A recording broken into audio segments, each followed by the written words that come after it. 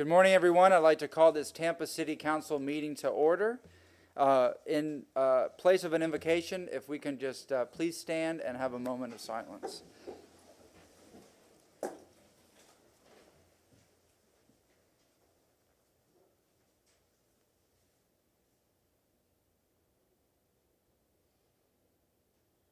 Thank you very much. And the Pledge of Allegiance. I pledge allegiance to the flag of the United States of America and to the republic for which it stands, one nation, under God, indivisible, with liberty and justice for all. Thank you very much. Madam Clerk, if we can have roll call. Carlson. Here. Hurtak. Here. Clinton. Here. Henderson. Present. Vieira. Here. Miranda. And Maniscalco. Here. We have a physical quorum. I have a memo from Councilmember Miranda that he'll be arriving a few minutes late, but he will be here.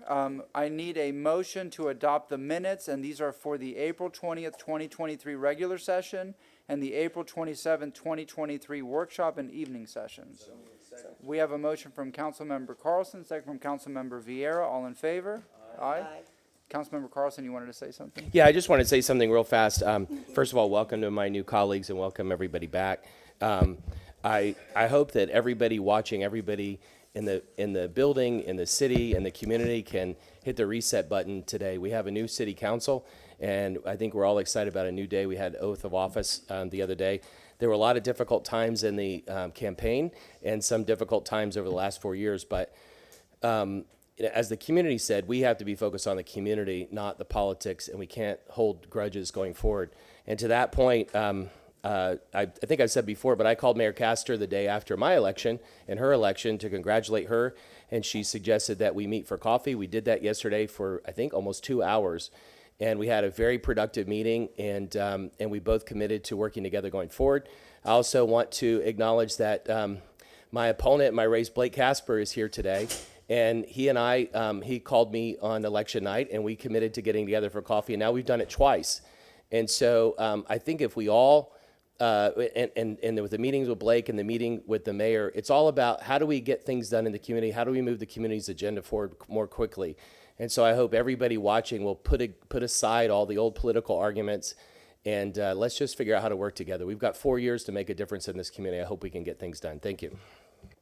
Thank you, Councilmember Carlson. I totally agree with that. We're here for a limited time, and the community has given us this honor and opportunity to serve, and we need to make the best of it moving forward in these next 4 years. So thank you very much, sir, and may the 4th be with you. So we have to now go over approval of the agenda and the addendum to the agenda. A couple of items here. Going over staff reports. Item number 56 is on consent. This is in regards to the cemetery.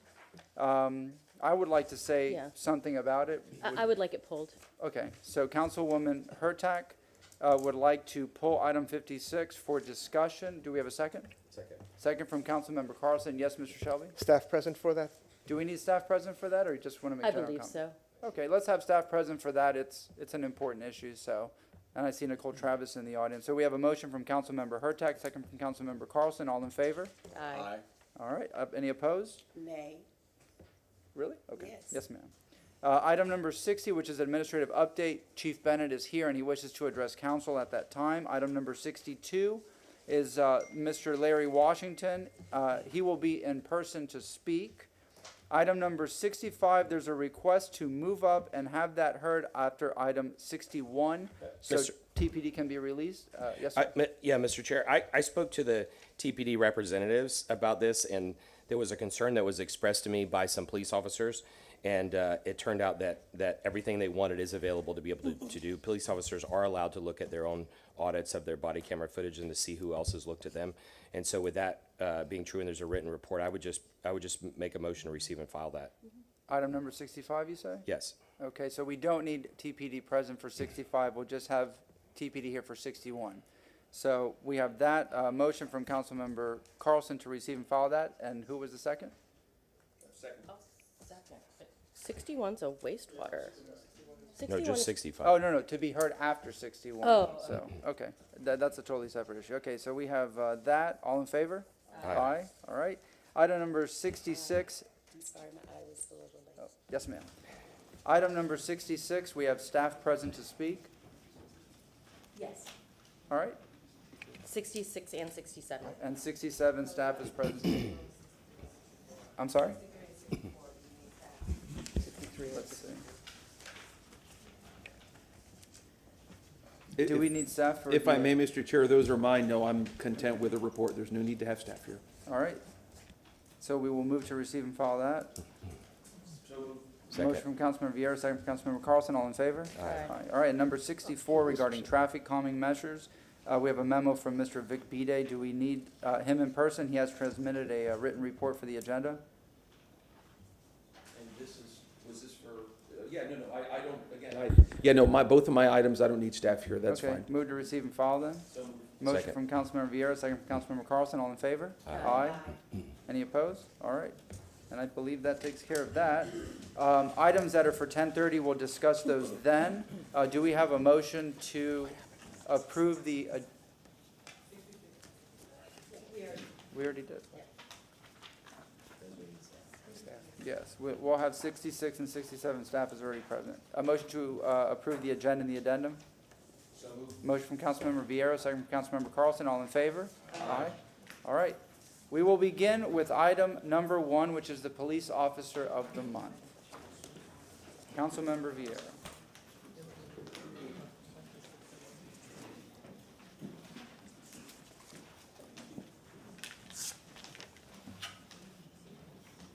Thank you, Mr. Chair, and congratulations again on being chair, and for everybody on their leadership roles there in Tampa City Council. It is my great pleasure today to present the Officer of the Month to Master Police Officer Daniel Ford. Like I always say, it's very important for Tampa City Council to always honor our first responders because it's something that really reflects the values of the communities that we serve.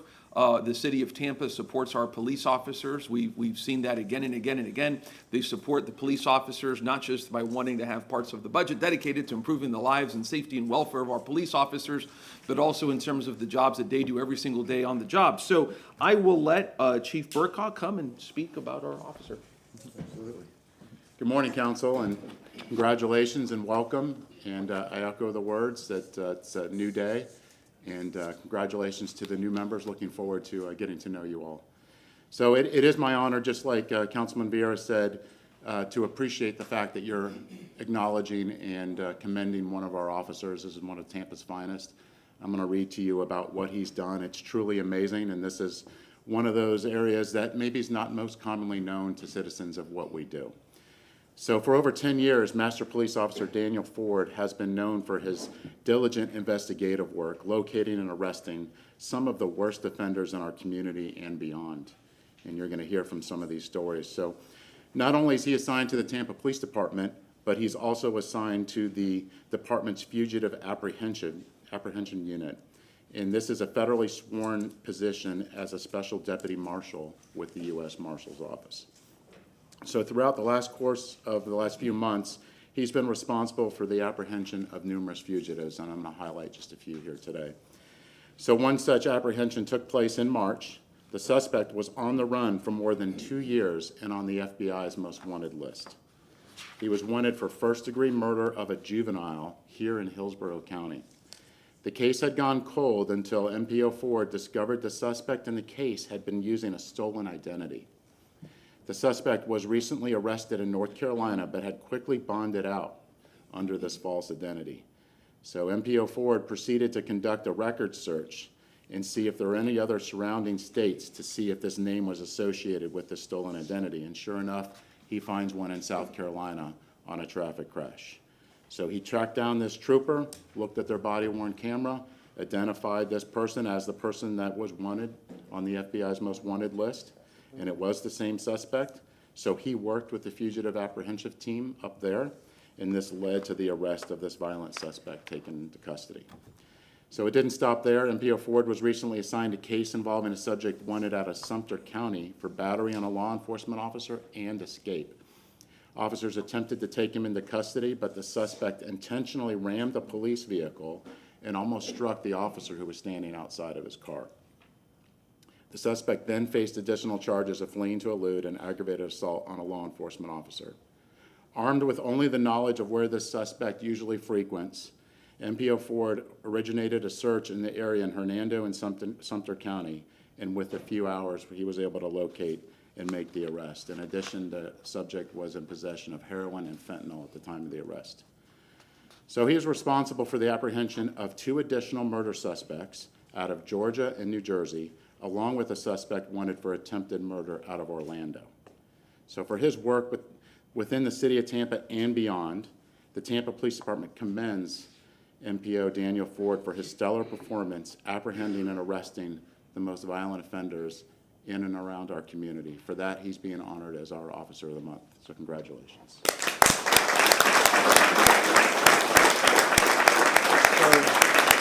Thank you, sir. So before we formally present this to you, we have some members of our community who would like to come forward and express their great appreciation for the work you've done. Thank you. John Miller with Tampa Police Benevolent Association. I just want to thank you for the hard work that you've done for this great city. And also, unfortunately, the Busch Gardens people couldn't make it, so they wanted to extend 4 compliment tickets on their behalf. Thank you.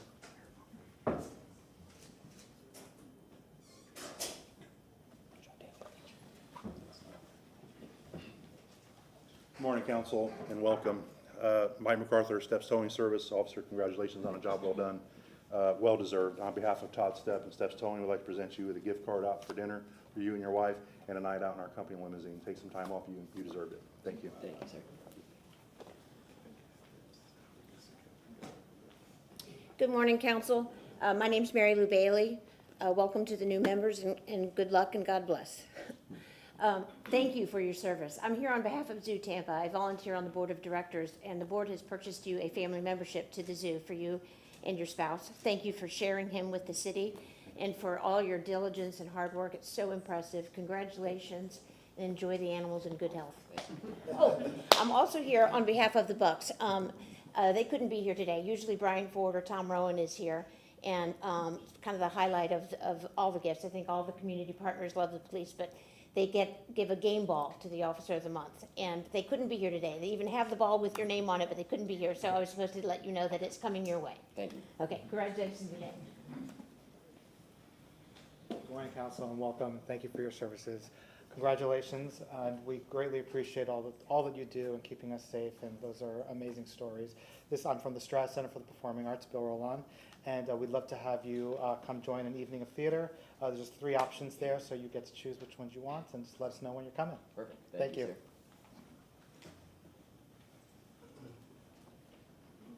Good morning, Council. I'm Leah Van Name on behalf of Tampa Theater. Welcome to our new members. Officer, on behalf of the theater, I'm honored to give you the gift of a membership so you can enjoy a date night at the theater and come visit us on Second Street. Thank you so much for everything that you do. Thank you. Going for the gift. Good morning, council. Good morning, MPO Ford. Good morning, Chief. Thank you so much for all that you do for our city. Congratulations on this commendation. I'm Grace Gonzalez. I'm here on behalf on the 1905 family of restaurants and the Gonsmart family. And this is Jeff Hauk. We're here to present you with a $100 gift card to any of our restaurants in the 1905 family of restaurants. So please enjoy a flamenco show, some sangria at any Columbia restaurant location, a night on the Riverwalk at Eulalie, anything you like. Thank you so much. Thank you. Congratulations. Thank you, sir. Good morning. Good morning, sir. Sounds like you've been busy. Seems like it, yeah. The first thing I want to do is recognize Bishop Michelle Patty. And I don't think most of you know this, but 25 years ago or so, she was the one who came forward to City Council and suggested that the police officers and the firefighters be recognized. So I'd like to start off with that, and I've been happy to be presenting documents and various gift certificates to the police officers and firefighters for the last 25 years. On behalf of Bella Brava, which is in the Midtown section, we're providing you with a gift certificate for enjoy yourself for lunch or dinner. On behalf of the Yummy House China Bistro, we're going to provide you with a gift certificate for, you can go over there and have yourself lunch or dinner. And on behalf of the Chicho's Restaurant Group, we're providing you with another gift certificate so you can go enjoy yourself there. and the Meat Market and Old Hyde Park Village. We're providing you with a gift certificate there. Make sure you bring these gift certificates. So anyway, congratulations and thanks again.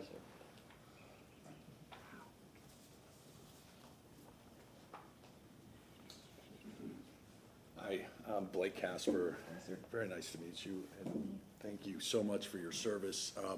Want to just acknowledge Congressman Councilman Carlson's comments today, and thank everybody for serving. And really, Bill, I can't agree more that, you know, it's been a real honor that the way that you've conducted yourself, and we've been able to reconnect and really talk about what we can do for the city. And that was certainly my goal in campaigning, and I hope to be able to do that as a citizen of Tampa. And so thank you very much, and thank you all. And Officer Ford, thank you. This is quite an honor, and it's an honor just to be up here to recognize you. And on behalf of Casper's Company, we'd love to have you guys join us at Oxford Exchange for brunch. So thank you very much. Thank you.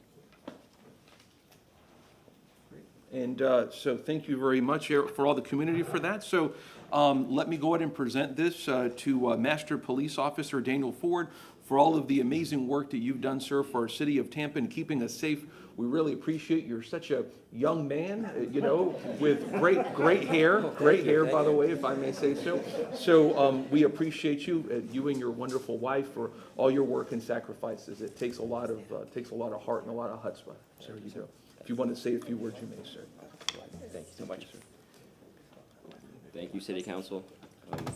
Welcome to the new members. I guess I should join the club of welcoming everybody. Thank you for recognizing me for this great award. Thank you, Chief, as well, and the rest of the Tampa PD staff for allowing me to serve in this position. And thanks my squad mates and supervisors back there for helping me on all my cases. I couldn't do it without all their help and everything. And my beautiful wife for being here, supporting me and everything, and dealing with all my nonsense. I'm sure that I put her through. So yeah, thank you guys.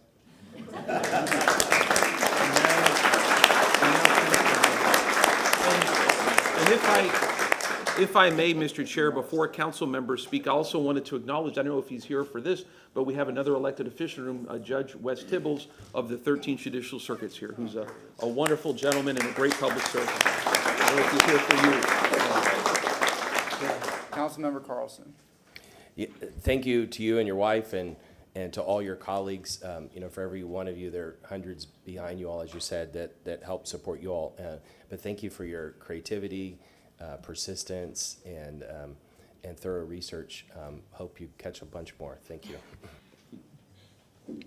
And I want to echo the thanks, and I think that this award really highlights the fact that there's a lot of behind-the-scenes work that goes into things, and how you have to, you know, keep your eye on so many different fugitives, and you were able to continue to keep up with that person. I know it's brought an immense relief to the family, so I just want to say thank you for that, and, you know, continue doing what you're doing. I know we'll see more of you. Thank you so much. And I do, just like Carlson echoed, that it does take a team.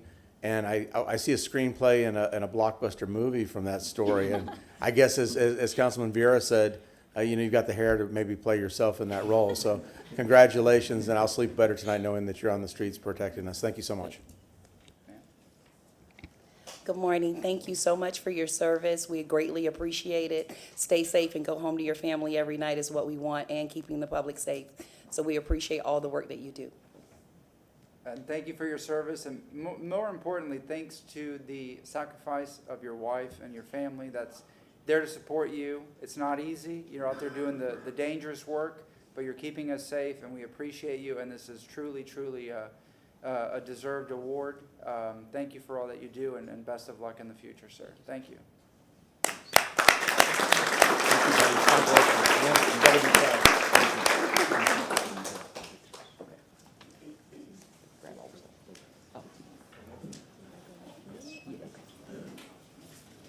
All right, we'll just wait a minute, and then Councilman Vieira, you have item number 2. Yes, sir. As well, regarding the Best Buddies organization.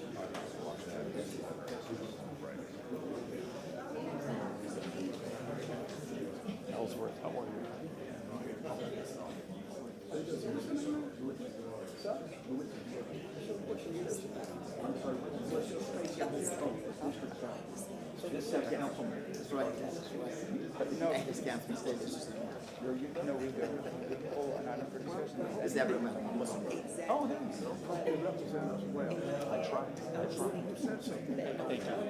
I'll see you.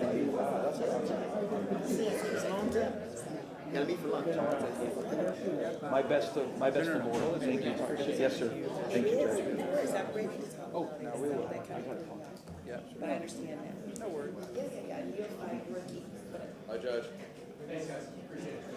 See you later. Rosie, the visitor.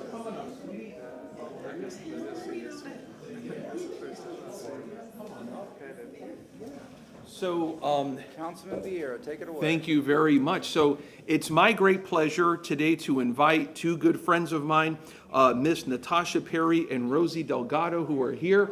So these two wonderful women, I've known Natasha for maybe about 10, 11, 12 or so years, right? Maybe a little bit more when I served on the Best Buddies board. And Rosie, I got to know her when you went to Caminetti. Yes. Remember we used to go to Caminetti? Yes. My mom was a teacher's aide there and worked in Oh, Rosie's. yeah. Remember Maria? She always get me do this, do that. Yes, that's my mom. That's my mom. So these two wonderful women are celebrating 15 years of formal friendship through the Best Buddies program. So Best Buddies, as many of y'all know, is an organization. It was started by the Kennedy family under Timothy Shriver, the son of Eunice Kennedy Shriver and Sergeant Shriver, part of the great legacy of the Kennedy family for people with intellectual disabilities that includes Best Buddies, the Special Olympics, and so many different efforts, organizations, and laws and whatnot, and movements. So Best Buddies seeks to partner people with intellectual disabilities and special needs in our school system, beginning in our school system with other students to, number one, give people companionship and friendship, but number two, promote tolerance and allow people to learn something about folks that you may not be able to learn something about outside of that wonderful program. And these two individuals have been buddies through the Best Buddies program now for 15 years. So I thought it was very good to recognize them here in Tampa City Council, not just to honor the wonderful work that they've done and all we see all together and on social media, but how people can get involved in Best Buddies, which is if you have young folks who are in school right now, who are students in public schools, some private schools have it as well, get them involved in Best Buddies. It sends the right message, it's the right thing to do, and it's good for the student, and it's good for the buddy.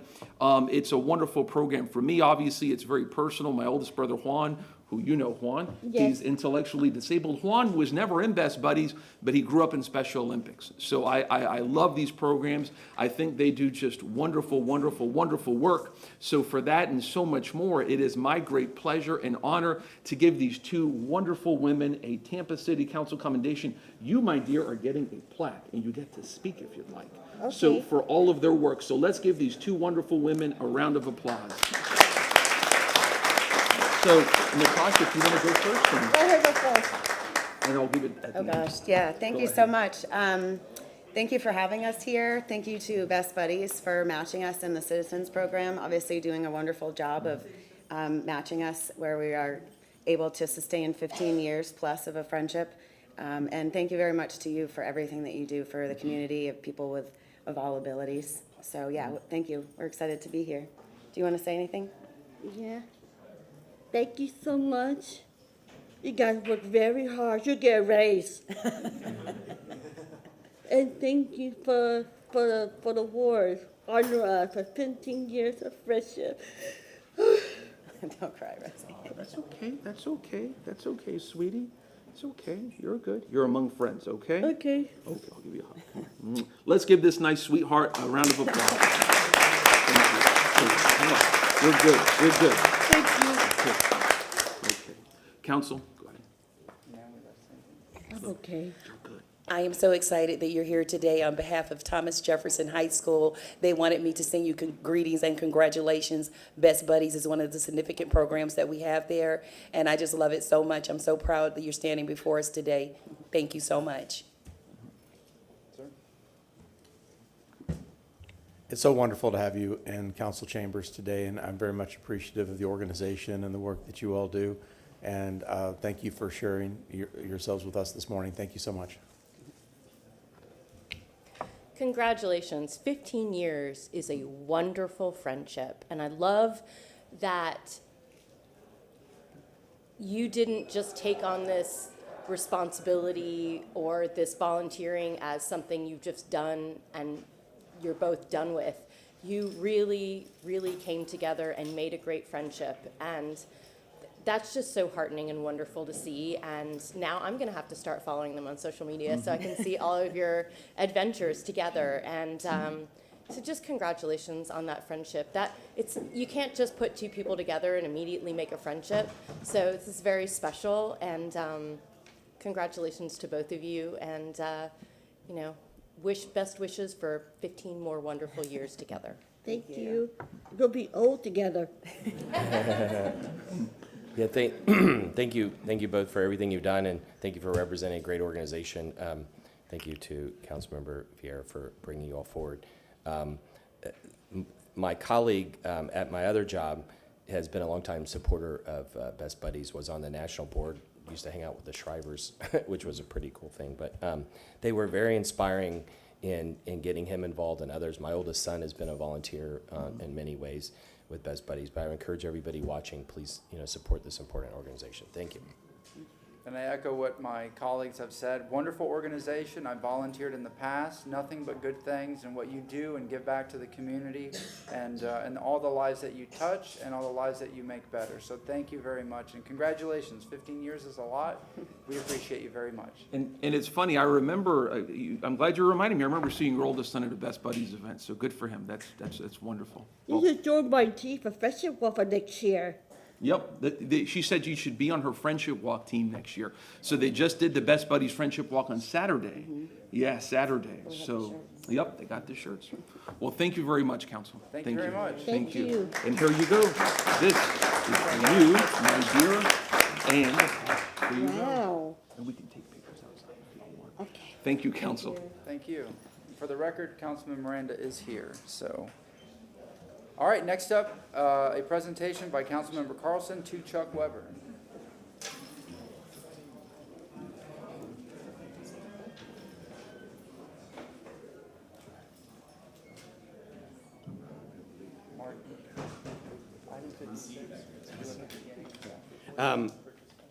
I made this motion because Chuck is now moving on. He's not retiring. He's moving on to another job in another city. And when we started a few years ago, if any of you remember, he and I didn't get along that well in the beginning. But in the last couple of years, he's been working closely with me, and I've realized his expertise, and he's been keeping our water safe. And he's I think, national, international water quality expert.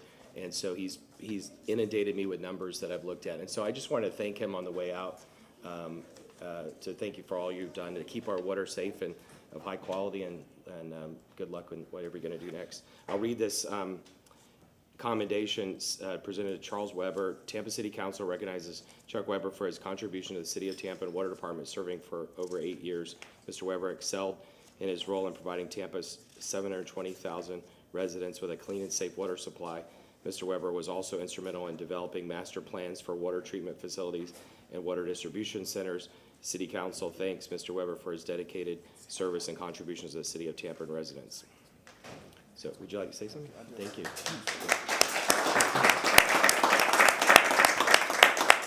Good morning. It's really been a privilege to serve the citizens of Tampa, and an honor to work with the staff at the Water Department.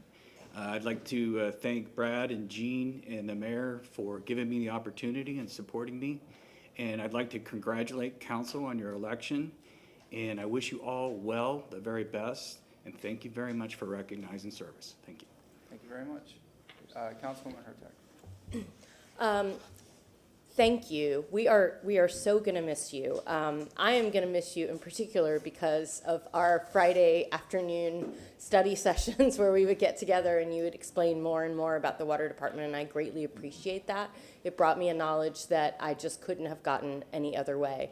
I know you're heading to the Orlando area, if I'm correct. And I'm glad that you and your wife will be able to, not spend so much time on the road, but we are really going to miss you.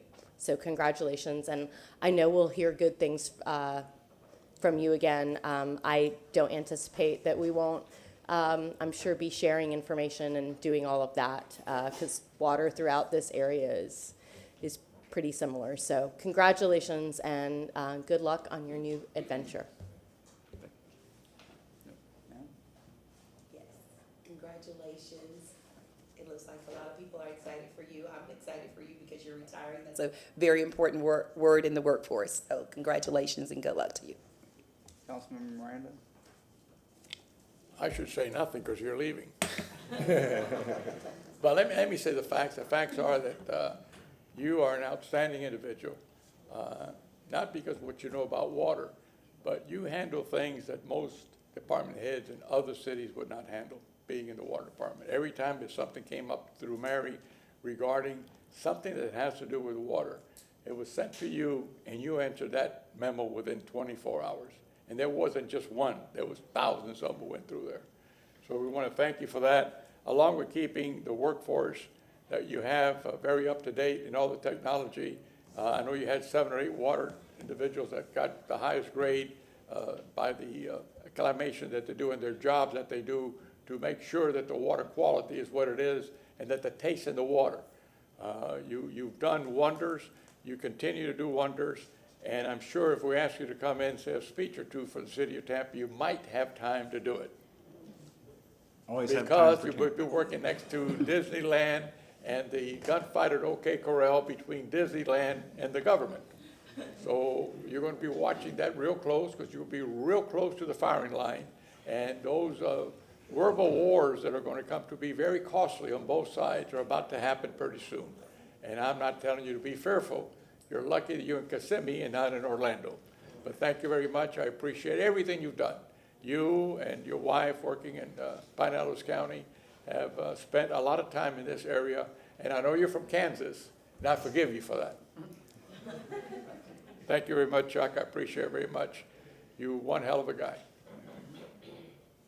Well, we're going to miss you. I think you're one of the great, if not one of the greatest minds in the city of Tampa, as you've been here and as you've proven time and time again. I think, my colleagues have all said it. You're a great person. We're going to sincerely miss you. And, anyone that you get to work with is very, very lucky to have you there with your expertise. So thank you for all that you've done, and we wish you the best of luck. Thank you.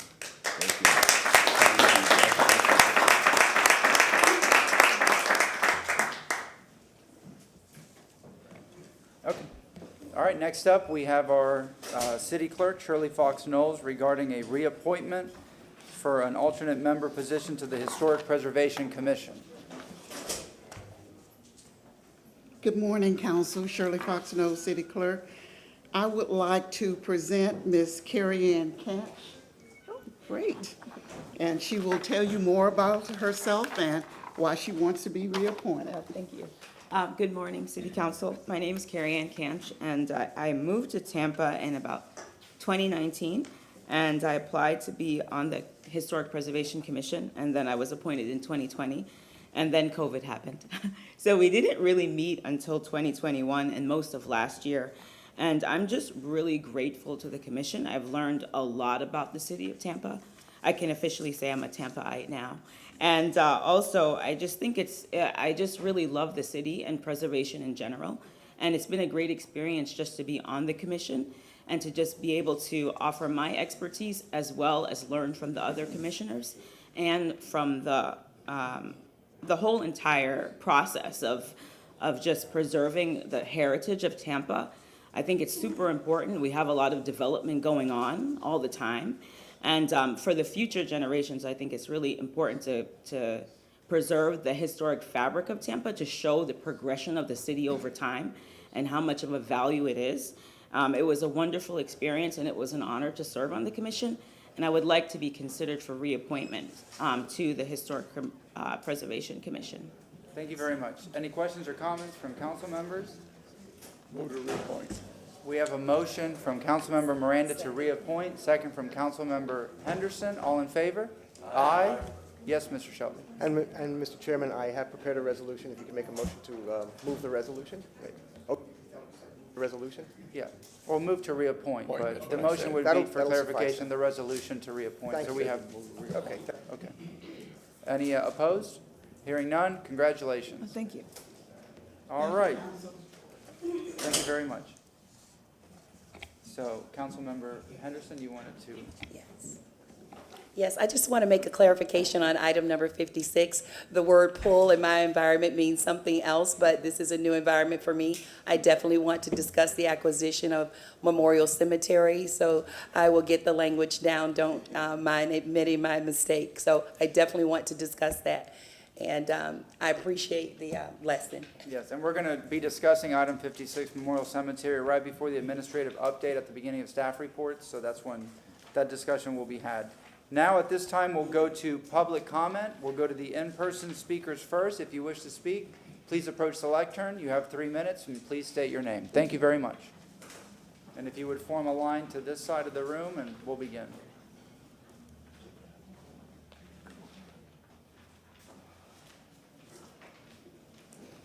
Hello, my name's Hallie Reed. I live at 2059 Ronald Circle. I'm here on behalf of the Cemetery Society. Unfortunately, Eileen Henderson and Noreen Copeland Miller were both unable to be here in person, but I would like to extend my thanks to City Council on behalf of them and the Cemetery Society in thanking them for the work to regain control of Memorial Park Cemetery. It is one of Tampa's most important, beautiful cemeteries, and it deserves to be preserved. Now,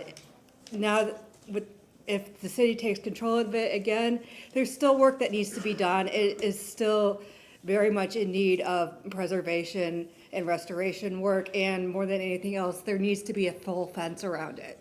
I would like for the city to council to keep both Memorial Park and all of Tampa's historic cemeteries in their mind in future budgets. So thank you. Thank you very much. Yes, sir. Next speaker. Good morning, Council. My name is Ellsworth Williams. I'm the President and CEO for Veterans Council of Veterans, 3810 West Kennedy Boulevard, and co-located with the American Legion Post 5. When you see me, I'm one-trick pony, so you know it's going to be about veterans and their families. Well, today I'm here because one of the things that we do from Veterans Council of Veterans, every year we have what's called a special memorial for those who lost a veteran or first responders to suicide. That's an element that has been left out, and a lot of times there's stigma when it comes to these moral activities. I put first responders, not because it's passe or something that everybody want to grab onto. I put first responders. My wife's a retired law enforcement officer from New Jersey, and she now is an employee for as a guardian. And she has come to me whenever a police officer has died by suicide, so that connects me, and that's why I'm having that event. It's going to be on the 27th of May, 11:30 to 11 to 12:30, and again, it's a safe space. So for if you lost a veteran or first responder to suicide, you can come to that event. We're going to have we have State Senator Jay Collins, a veteran, and his wife. We also have County Commissioner Donna Cepeda. She's a veteran herself. Luis Vieira has always been at probably all 9 of the events that we've had. So I just want to make sure you recognize this. Here's the flyer here for that event.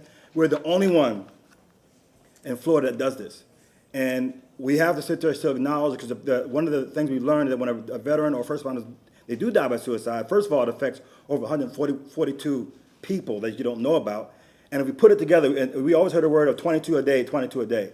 How about 154 funerals a week? How about that?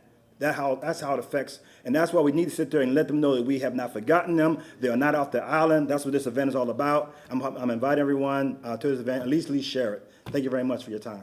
And sir, if you could please give the flyer to the gentleman here so we can see the date and time and everything. Thank you very much, sir. And if I may, Mr. Chair, I want to ask my aide, Brandon, if you don't mind. We got that invite over the email. Brandon, if you could share it with council, please. Thank you. Thank you, sir. Thank you very much. Yes, sir. Good morning, ladies and gentlemen. I have a slew of ideas that... Your name, please, sir? Malik Lukman Abdullah. Thank you. A slew of ideas I think need to be presented to our representative, which are you guys.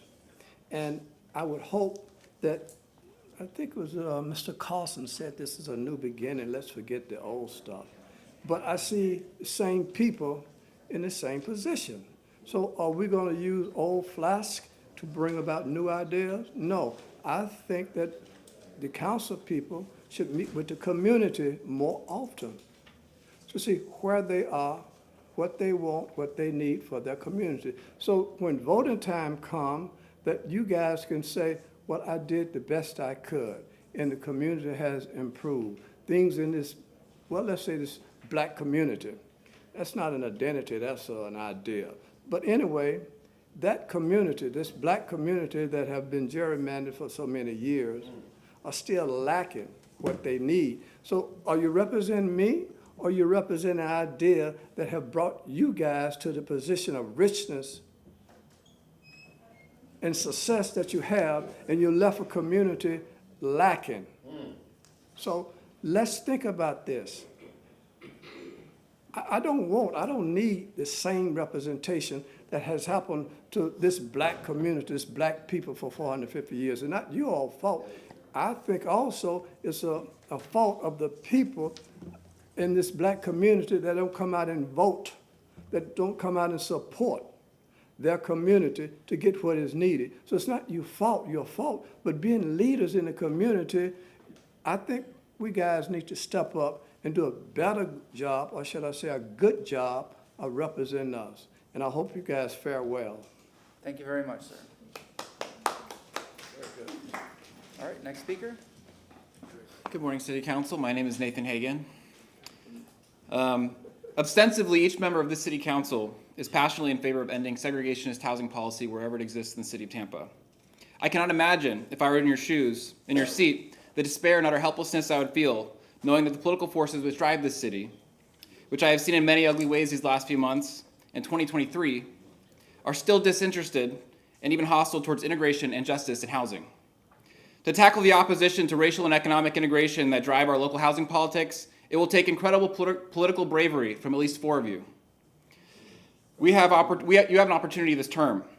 For starters, in our coming comprehensive plan update, there is no significant component which is intended to address damage done by decades of discriminatory housing policy enshrined by the White Municipal Party of Tampa and others decades ago. You can make a motion today that can begin change. Planning staff need to understand that if they bring you a serious plan, you will support it, that this City Council demands it, that this plan will account for its historical injustices. Additionally, a central recommendation that was made in the last comp plan report shared here suggests no map changes are needed. This conveniently might give you the impression that the map is fine. You should instead consider whether this was proposed to make your job easier. Because the truth is that damn map is one of the most powerful documents preserving institutional racism and segregation in the City of Tampa. Are you brave enough to tackle that? In the last few days and weeks, friends have asked me what I thought about the results of this election. The answer is that I don't know. For me, it wasn't about toilet to tap or keeping the mayor in check. It was about whether this council will finally prioritize something other than the preservation of the white wealthy character of neighborhoods who run housing politics in the City of Tampa. That you will choose justice, environmentalism, and economic opportunity over pearl clutching and unnecessary car storage. I think it's possible. I believe 4 of you can come together to make a statement this term about what kind of place Tampa is. I hope you do. I hope you understand there are people in your community ready to help. It will not be easy.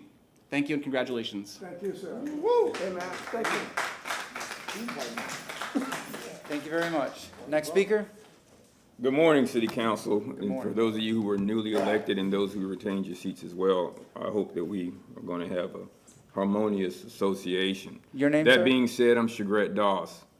I am also a veteran, and I appreciate your service, sir.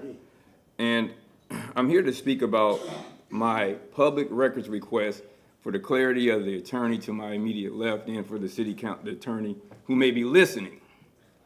My request has gone unfulfilled, and I've been here twice, and I normally watch these things from afar, but apparently you all need to see me directly. The $10,600 bill is not reflective of what was told to me when the city's mayor's bodyguard falsely accused me of perjury in 2017. The case number is 2017 CF 9089 for anybody's clarity. I asked for the public records because I'm doing some other work, and you all have yet to fulfill it, despite the fact that I paid the Tampa Police Department monies for a couple of specific documents. Now, how it came out to be $10,600 is beyond me. But for you all's sake, I've actually printed out, and I apologize to the one person I forgot, 6 copies of what was told to me during the prosecution before the case was dismissed. They said they'd given me everything.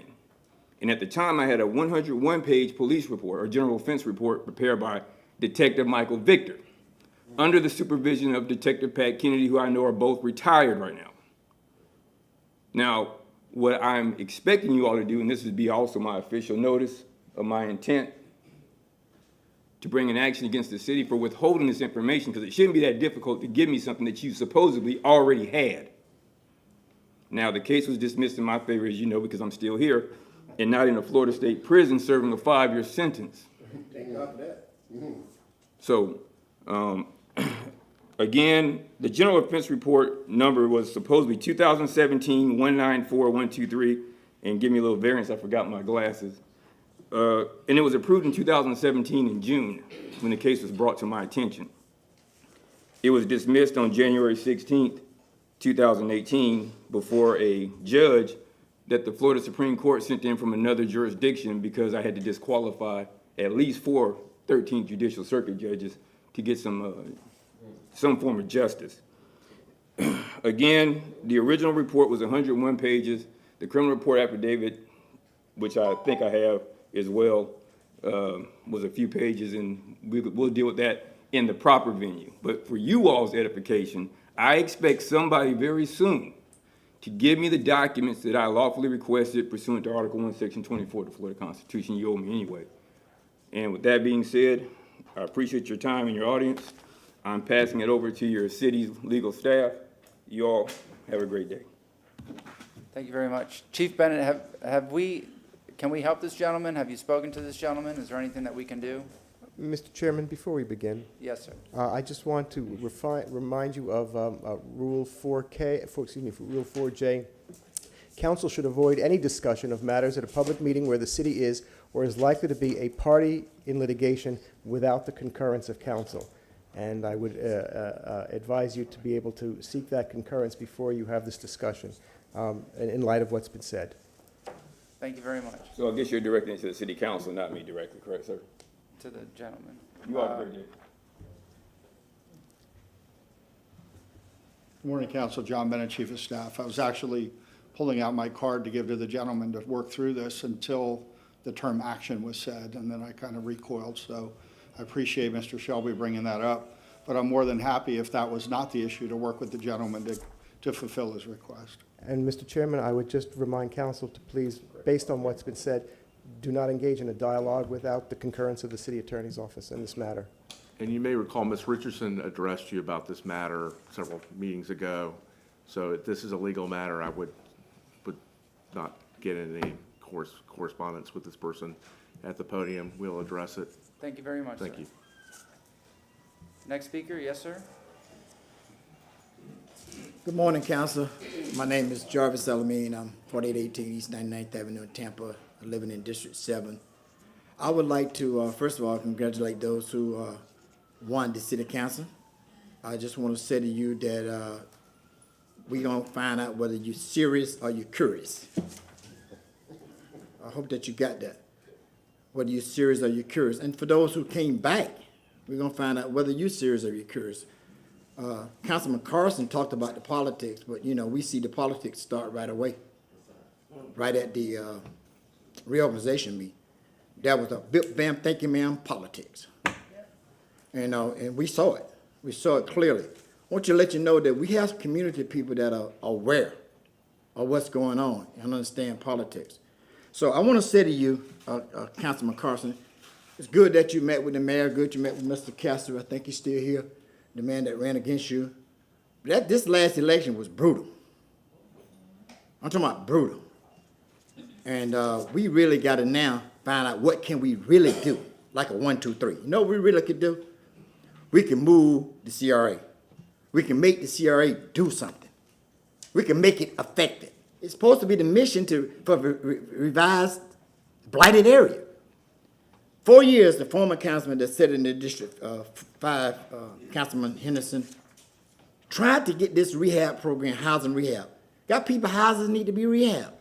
We can take what people can afford, come up with something with tiny houses that we can get people for. People can't afford, even if the program give down payment assistance. If the people can't, if the city got to give them $30,000, $40,000 to start off, how they gonna keep the house? So maybe they need a house that's small, that don't have no garage, something they can afford. And this money, how you have a hunk of money in the CRA? I'm talking about $4 or $5 million, and it's just sitting there. They got a big staff. They got the best economic opportunity, Ms. Travis, that can assist them. 90 days, we should see some of that CRA.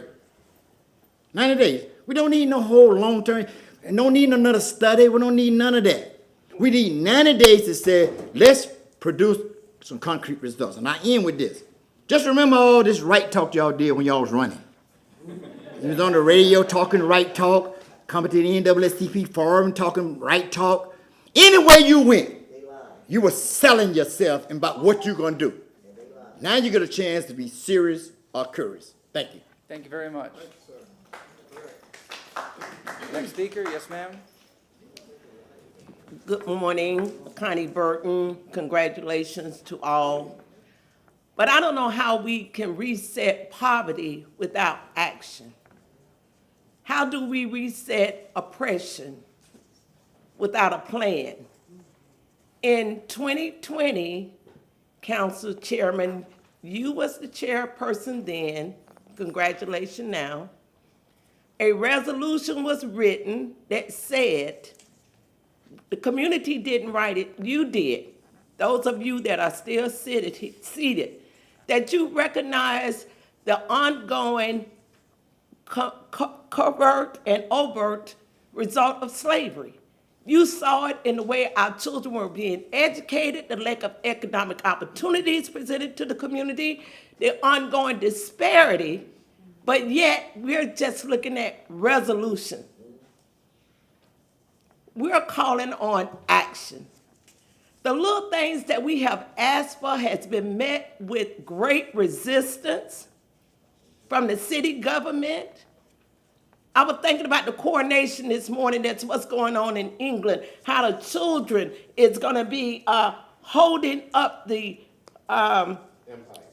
the robe, or whatever they want to call it, and how important it is for the king's grandchildren to hold that up so they can have an understanding what's next in line for them. But what we see in our community, just with the mere request of economic opportunities for the summer job program, the CRA has been in existence for over 20 years almost in East Tampa. Community enhancement has been there for over 10. Our children has participated in a summer program, not last summer, but for the last 10 plus years of picking up paper. Where is their advancement of seeing that within the city that they live in, there's possibility of going to the water department. There's possibility of leadership training them to become entrepreneurs. So the money is there by the CRA. We said for 4 days, we would like for our children to have a different experience. The response from the city government has been no. We are paying for it out of our own CRA budget, our own money. So while you talk about it's a new day, we're seeing the same vestige of poverty, slavery, oppression. We want to see an end to it. You can't clown us. You cannot pass resolutions without real result. The time is ticking on all of you. The community is watching. We can't have a better Tampa where everybody is prospering and our children is caught up in a slave mentality. Thank you. Thank you very much. Next speaker. Mentez not. I want to say uhuru because uhuru means freedom in Swahili. And we as African people should always be thinking about our freedom because we're not free. As a matter of fact, from when they say we were 3/5 of a human being, we're actually less than 3/5 of a human being now. That's what the white United States Constitution said. And they have all kind of eugenics movements to sneak in and do what they do, and that's what they do to us. That's what they do to us. But if you're African and you're not talking about reparations, you're not talking about code enforcement, you're not talking about child support, you're not talking about traffic citations, you're not talking about all these other things, that how they hold the African people back. If you're not talking about education, real education, not the stuff what the governor's trying to do, real education for our people. African people come down here week after week, begging. It's a big reparations movement. That's all we black people need to talk about, reparations. White folks owe us $623 trillion in reparations. $5 million per person in San Francisco, California. They've acknowledged that. $2 billion they just sued them for in Palm Springs for the things that they've done to us. So if we're not talking reparations, that's what we want to talk about. We have someone that's new that's representing our district, and we want her to talk about reparations. We need to talk about police violence. We need to talk about all the things that white people have done to us that we have seen in our lives. Those things need to be corrected. All the African people that's in their 40s, 50s, 60s, and 70s, your windows tinted too dark. That's why I pulled you. I smell smoke. You didn't make a complete stop at the stop sign. Before body cameras and before video cameras, they were doing black people so much dirt and just getting away with it. And now we see it, and they still doing it. We see it, and they still doing it. And that's what this city council have been doing. You've had Perry Harvey, you've had Gwen Milley, you've had Les Milley, you've had so many people up here. You've had Orlando Ghouls, and we're seeing no progress. They're working on a gentrification program to push us out of the city. And so the message to all African people, if we're not talking reparations, we ain't talking nothing. All that other stuff, roundabout and speed bumps and who playing loud music and all that, get you some money and move out somewhere, buy you a few acres if you don't like the loud music. In the city, you hear a lot of loud everything. And we definitely hearing a lot of loud development going on, and it's not going on in our community. We see and hear all the development going on, and it's not going on in our community. So reparations is the only thing we Africans need to be talking about. Thank you very much, sir.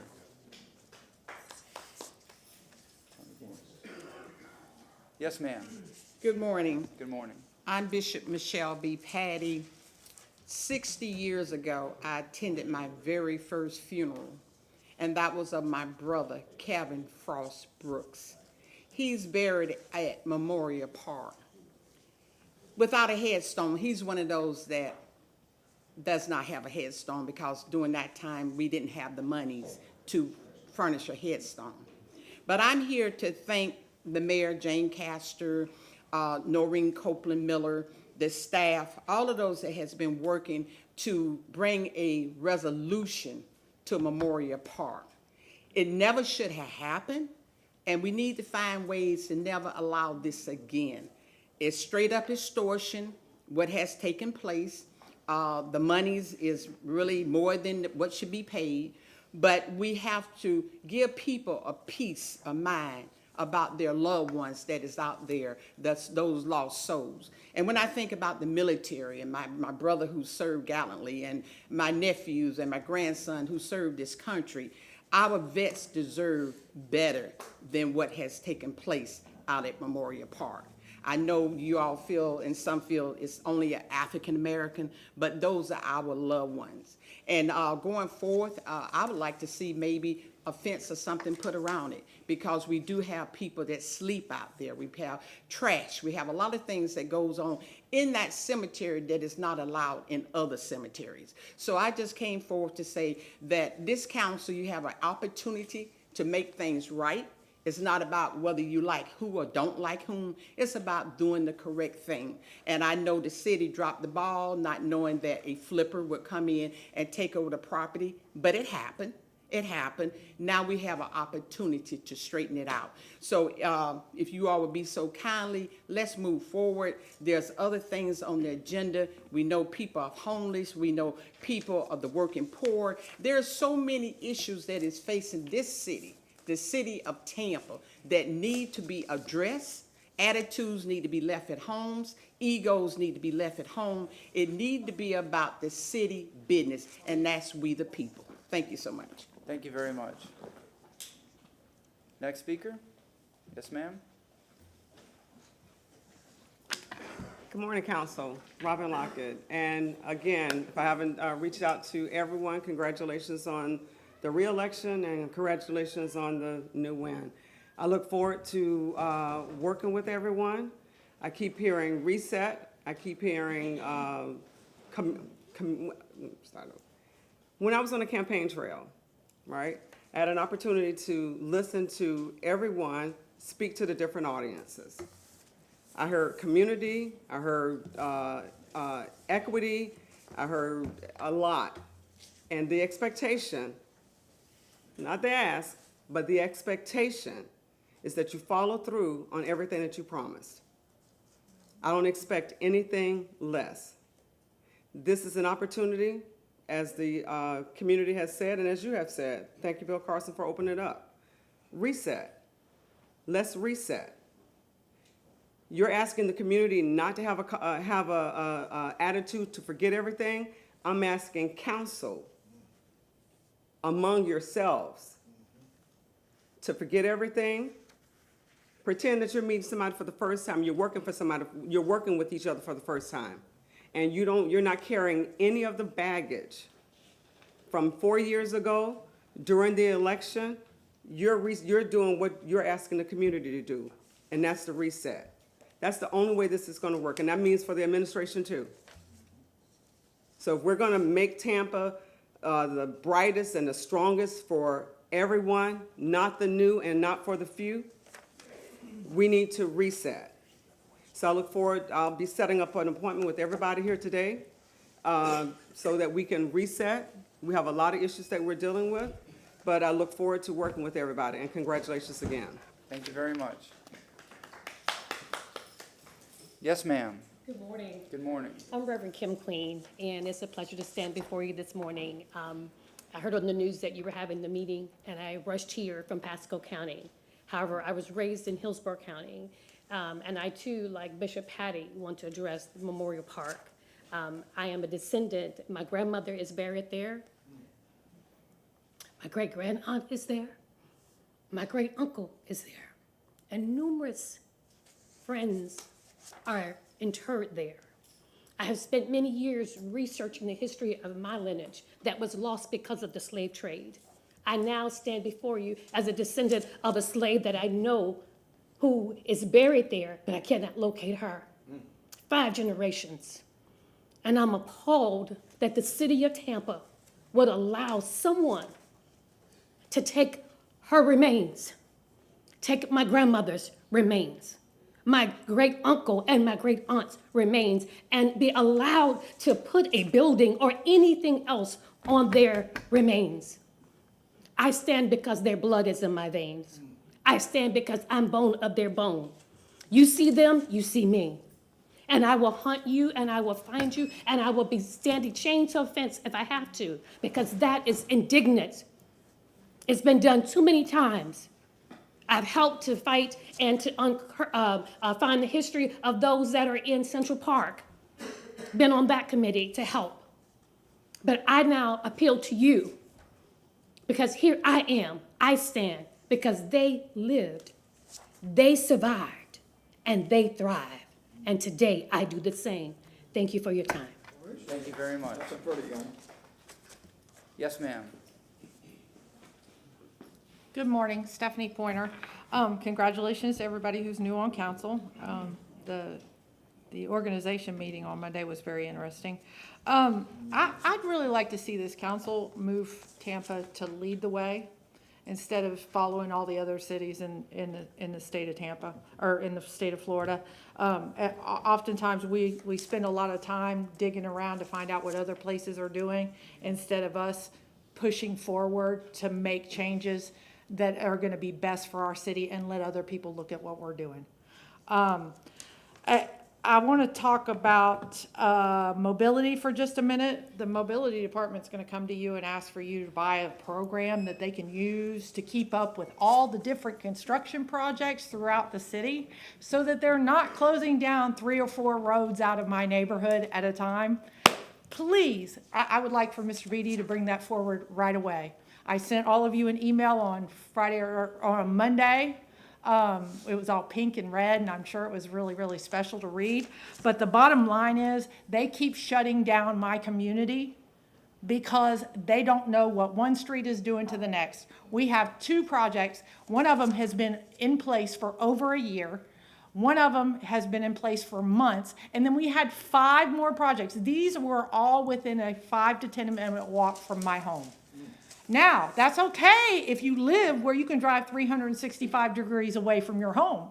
But I live at a dead end. I back up to MacDill Air Force Base, which has nice barbed wire fencing.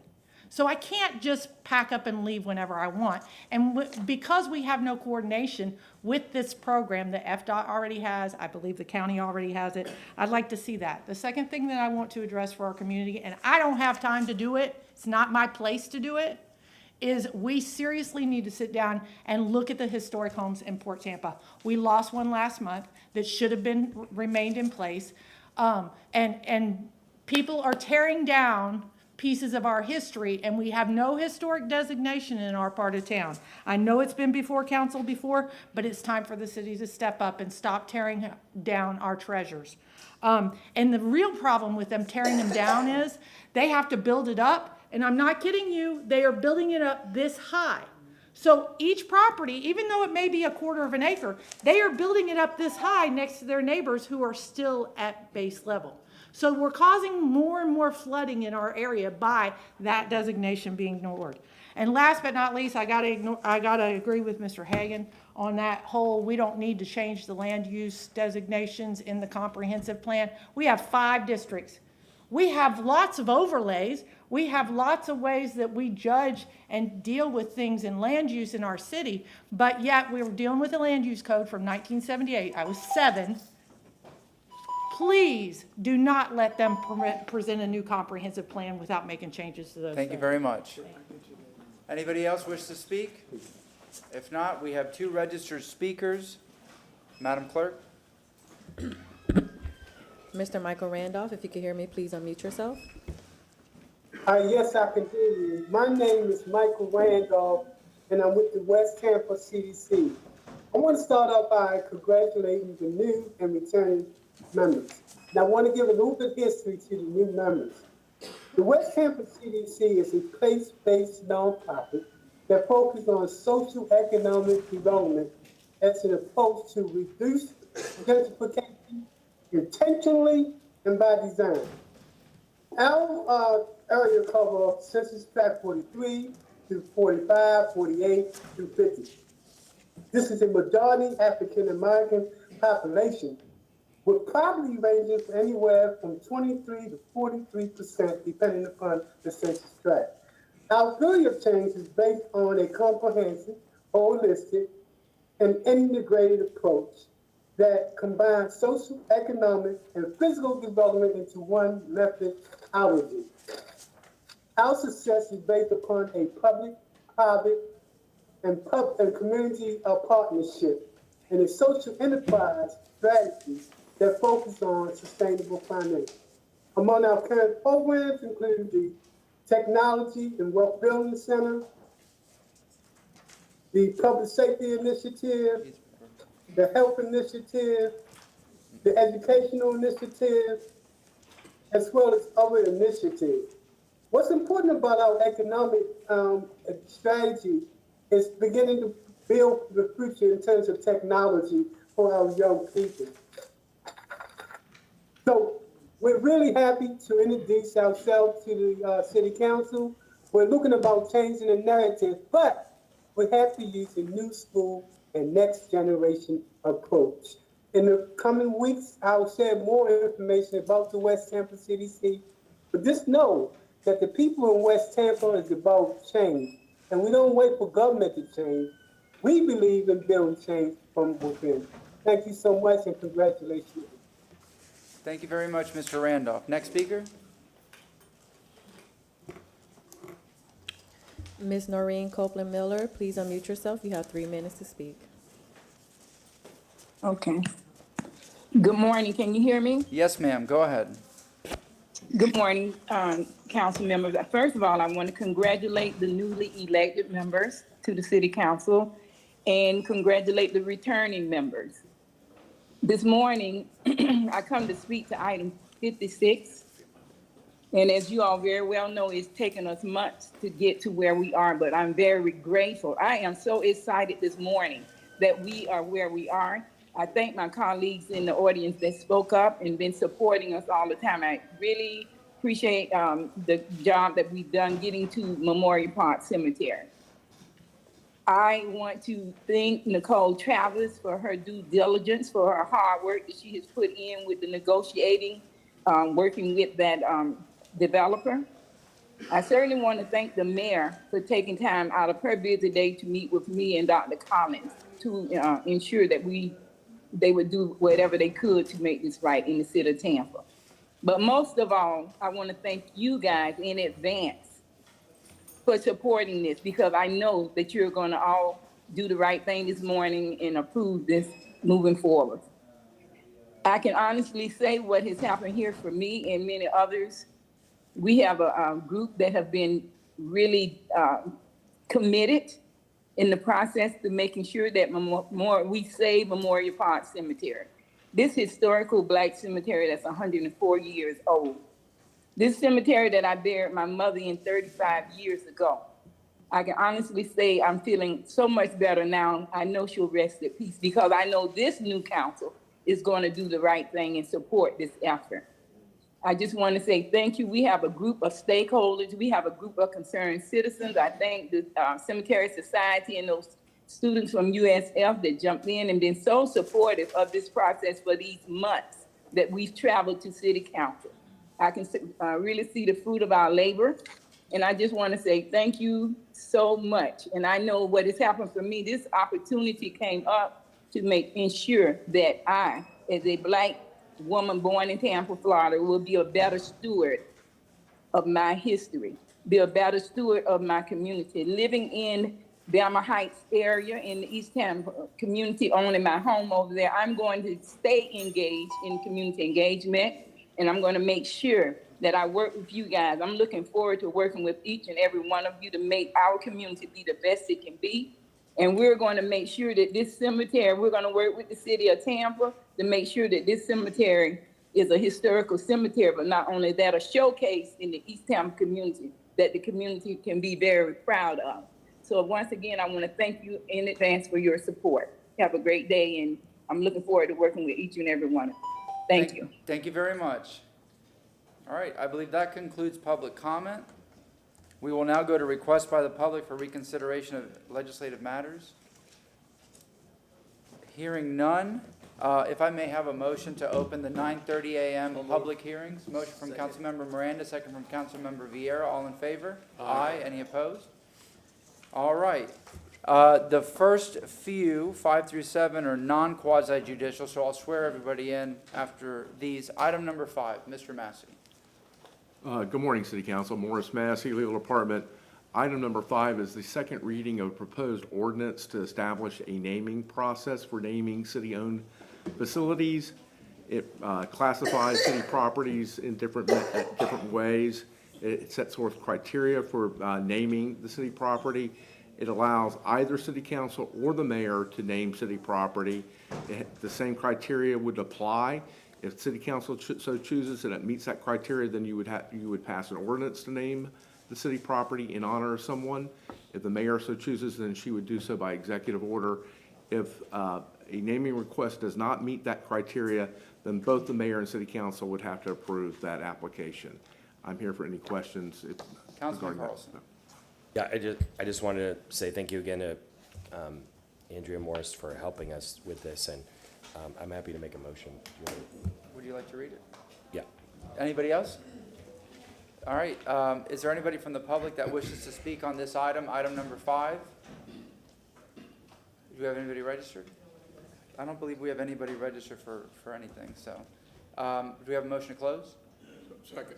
Move first, second, I'm sorry, yeah, second. Motion to close from Councilman Miranda, second from Councilman Vieira. All in favor? Aye. Any opposed? Councilmember Carlson. Sure, thank you. I'd like to move item number 5, file number E2023-8, CH2.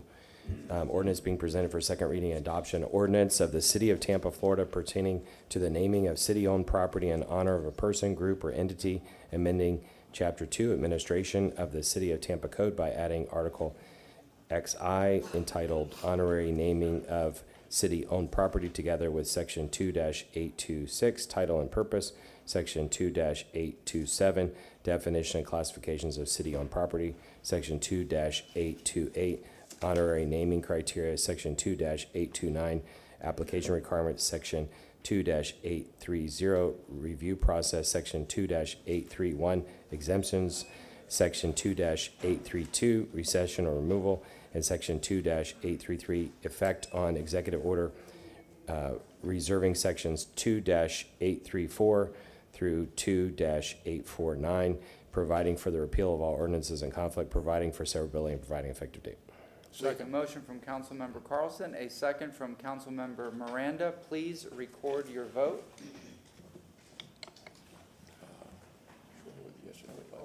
Wait, this one is not activated. Oh, yeah, it's not. But it's not working. Can we do a roll call vote instead? All right, roll call. Clendenin, Aye. Henderson, Aye. Vieira, Yes. Aye.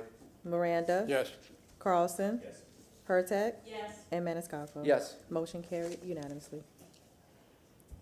Well, we have an issue with this one, so we'll just do a voice roll call for all of them. All right, next item is item number 6. Do we have anybody here to present? Yes, ma'am? Good morning, Kamaria Pettis-Mackle from the City Attorney's Office. Item number 6 is here for a second reading regarding revisions to Chapter 19 to remove reference regarding the rental certificate program. Previously, Ms. Nguyen, who is here, if you have any questions regarding it, but the rental certificate program is, as previously presented, was a self-certification process, and City Council agreed that the current status of the program is no longer needed. As such, this ordinance is presented before you in order to strike the provisions regarding the rental certificate program in Chapter 19.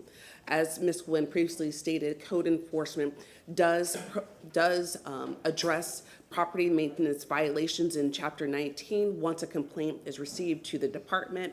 So the department is addressing any complaints regarding property maintenance issues. It's just striking this self-certification provision in the code. Councilmember Hurtak.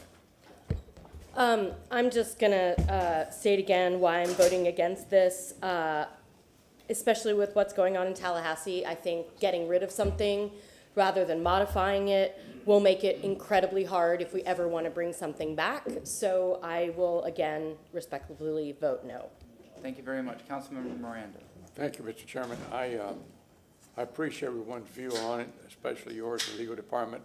And on this rental certificate, the problem was that we never checked anything. We never inspected one house or one rental property in the last 10 years. So they've been collecting money, and no government has the right to pass something where it does not benefit the general population unless they do something for the general population. And that's what the cause of it was. And I would have to say that I guess this is here because there was rumored out in the street that they were filing a lawsuit to get all the money back. And that didn't come to fruition. However, the rental property is something that has not been taken care of. There's never been one inspection. When the years back, talking about code enforcement, they would inspect every building in the city, no matter how tall or how small. Then the legislature changed it so that anything over 5 stories, the legislature would handle, the state. And anything under, and you can correct me at any time if I'm not correct, and anything under 5 stories or 5 units or 4 units or 1 house or whatever, the city would handle. Am I correct?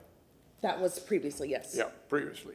So that's why it's in today's, the way it is. No offense to anyone, but it's there because it doesn't make any sense to collect money and do nothing. When you have a license plate, you have the right to drive in the street. This one had a license plate without having any rights. and that's the difference. Wait, and then Councilwoman Henderson, and then Councilwoman Hurtak. Yes, I want to just address this issue because it actually comes from a personal experience. There was a lot of confusion when the program came out because people had the business certificate, tax certificate that they were paying, and they assumed that that was the rental certificate. I just happened to be one of them. When I was in court, the person in front of me was explaining the same thing. I paid my business taxes on the rental property, and I got up and said the same thing. So we had to end up paying fines to the court, for a simple misunderstanding. The bill was going to the rental property and not to my house, so I didn't actually know about it until I ended up in court. And the woman in front of me, because she said the same thing that I actually ended up saying to the judge, it was one of the reasons why I actually am running for office. It was just very confusing why I was paying my business taxes, because that identifies that you own the rental property. And that confusion is now cleared up because of the removal of this. So I do appreciate that this is on the ballot. Councilmember Hurtak, then Councilmember Miranda. The city stopped collecting money for this years ago because I know this because I am also a landlord and I've never paid. I paid in the city of Gainesville when I had rental property, but I did not pay in the city of Tampa. We stopped collecting how many years ago? I don't recall. I think it was maybe in 2006, I believe. Yeah. It's been a long time. Program stopped. Yeah, they stopped collecting, so 17 years ago. So, I mean, that's not the issue here. The issue isn't about money. The issue is that we have no way to track landlords now. And when we get rid of this, we will have no way. And bringing it back because of what's happened with the state is going to be incredibly difficult. So I'm not trying to change anything. I'm just telling you why I'm not voting for it, because I think it'll be incredibly hard if we ever want to track rental properties again to bring something back. That's my point. Councilmember Miranda. I'm not going for point. I appreciate your concern and what you're saying. I also manage a trust. I forgot to say that. The trust always paid it, but I made sure it was paid late. So if they were going to get me on one side, I want them to take everything they had in the wallet. However, that being said, I would venture to say and make this as a statement and ask somebody to prove that I'm wrong. There are more properties that are rental who have never been on any list than there are those that are on the list. And not only this administration, past administrations also had a blind eye to it. And that's all I'm saying. I'm not passing on this administration saying they're wrong or somebody's wrong. It was never adhered to the way it was proposed 40 or 50 years ago, whenever. Thank you very much. Thank you very much. All right, anybody else? No? If not, do we have anybody from the public that wishes to speak on item 6? Oh, it is working. Anybody here to speak on item 6? Move to close. Wait, Ms. Lockett? Robin Lockett, I'm catching the tail end of this. I think that this is what I'm thinking it is. If a landlord has a property, they have to register that property and pay a fee. I think you should keep it. I think it's very important for you to keep it. It's not, there has to be some type of accountability in this. So I don't have all my thoughts together, but I think you should keep it. I think it's very important. If it's not working because of the lack of enforcement, then the city passes things all the time with no teeth. That's the problem. So what the initial intent was hasn't happened. I think you should keep it and revamp it to make it work. So that's what I say. Thank you. Thank you very much. Ms. Pointer? I forgot about this one. Okay, so this rental certificate registration thing Your was name costing, for the record. Stephanie Pointer, was costing the city $150 per registration. Now, I personally had 50 or 60 because I did them for my clients, because the system was horrific to deal with. Once I figured it out, I was okay. But here's the problem. The problem is you still have there's nothing to it. It's just all you're doing is registering an address and then registering your tenants. Now, mind you, the alternative should be that you should enforce the business license expectation for the city, which is supposed to be $25. But I never knew about it as a landlord, okay? So you've got this mechanism that if you made all the people who are landlords actually register, and I personally think that a $25 business license in the city of Tampa is absolutely absurd. It should be at least 50, maybe even 100. For anybody who has a business. That doesn't mean just me, but every single business in the city of Tampa only pays $25 to have a business. Okay, so then if you use that mechanism to make the registrations done through there, then you don't need this ridiculous, superfluous system that is useless. Because honestly, it was completely useless. It was a waste of my time as a property manager, but it was also a waste of city staff's time. They had 3 staffers who were working on this part-time.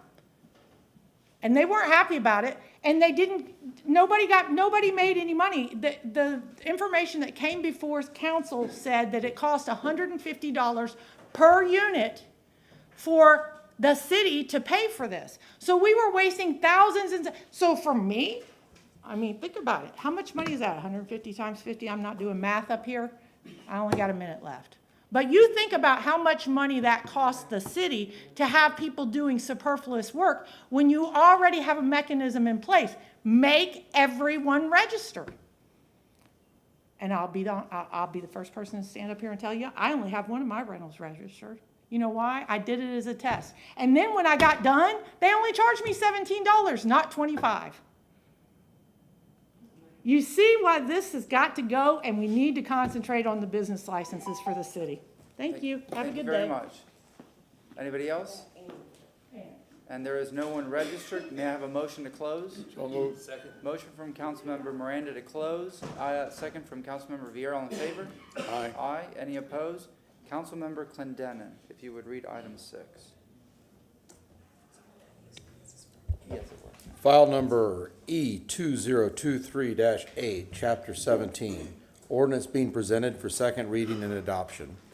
An ordinance of the City of Tampa, Florida relating to the rental certificate program, making revisions to the City of Tampa Code of Ordinances, Chapter 19, repealing all ordinance or parts of ordinances in conflict. You have to read the parentheses as well? Oh, I thought we could assume. At effective date. So, chapter 19, property maintenance and structural standards, repealing all ordinances or parts of ordinance is in conflict therewithin, providing for severability, providing an effective date. Second. We have a motion from Councilmember Clendenin, second from Councilmember Miranda, and please record your votes. Everything should be working. No, they got it. Yep. Motion carried with Hurtak voting no. All right. Thank you very much. Next up is item number 7. Do we have anyone presenting on item 7? I see Mr. Mechanic, but first we have Emily on the line. Yes, ma'am. Hi, good morning. Emily Phelan, Planning Commission staff. Item number 7 is CPA 2220. It's a map amendment located at 5507 East Washington Street, and the request was to change the future land use from transitional use 24 to residential 35. The amendment was approved at the April 13th, 2023 hearing and is in front of you today for second reading, and the applicant is there as well. Any questions? All right. Yes, sir. Mr. Mechanic. Please say your name. David Mechanic here on behalf of the applicant. First of all, congratulations on returning and newly elected council members. I just wanted to mention that this is related to a second reading and a bonus agreement on item 13. I didn't know if you wanted to take those together or not, but we are here to answer any questions. This was approved on first reading about a month ago, and I'm just here to answer any questions. We'll take 13 when it comes up. It's not that Okay. far away. Do we have any questions for the applicant? Do we have anybody in the public that wishes to speak on item number 7? Seeing none and no one is registered, may I have a motion to close? So moved. We have a motion to close from Councilmember Miranda, second from Councilmember Clendenin. All in favor? Aye. All right. Councilmember Henderson, if you would like to read item number 7. Yes. I move file number CPA 22-20, Ordinance being presented for the second reading of adoption. I don't have to read that, right? Yes. An ordinance amending the Image 2040 Tampa Comprehensive Plan, future land use element, future land use map for the property located at 5507 East Washington Street from transitional use -24 TU 24 to residential 35 R35, providing for repeal all the ordinances in conflict, for providing for severability, providing an effective date. We have a motion from Councilmember Henderson, second from Councilmember Vieira. Any discussion? I see Councilmember Hurtak. Yes, and I'm also going to be voting against this. The transitional use 24, this is land on the river, and they're putting an apartment complex here, residential. This is already, this is not natural land. This was built up. And I'm very concerned about including land that's on the river that's absolutely partial to flooding for to happen. I can't approve a comprehensive plan that will eventually be endangered. Thank you very much. Any other council members? No? We have a motion and a second. Please record your vote.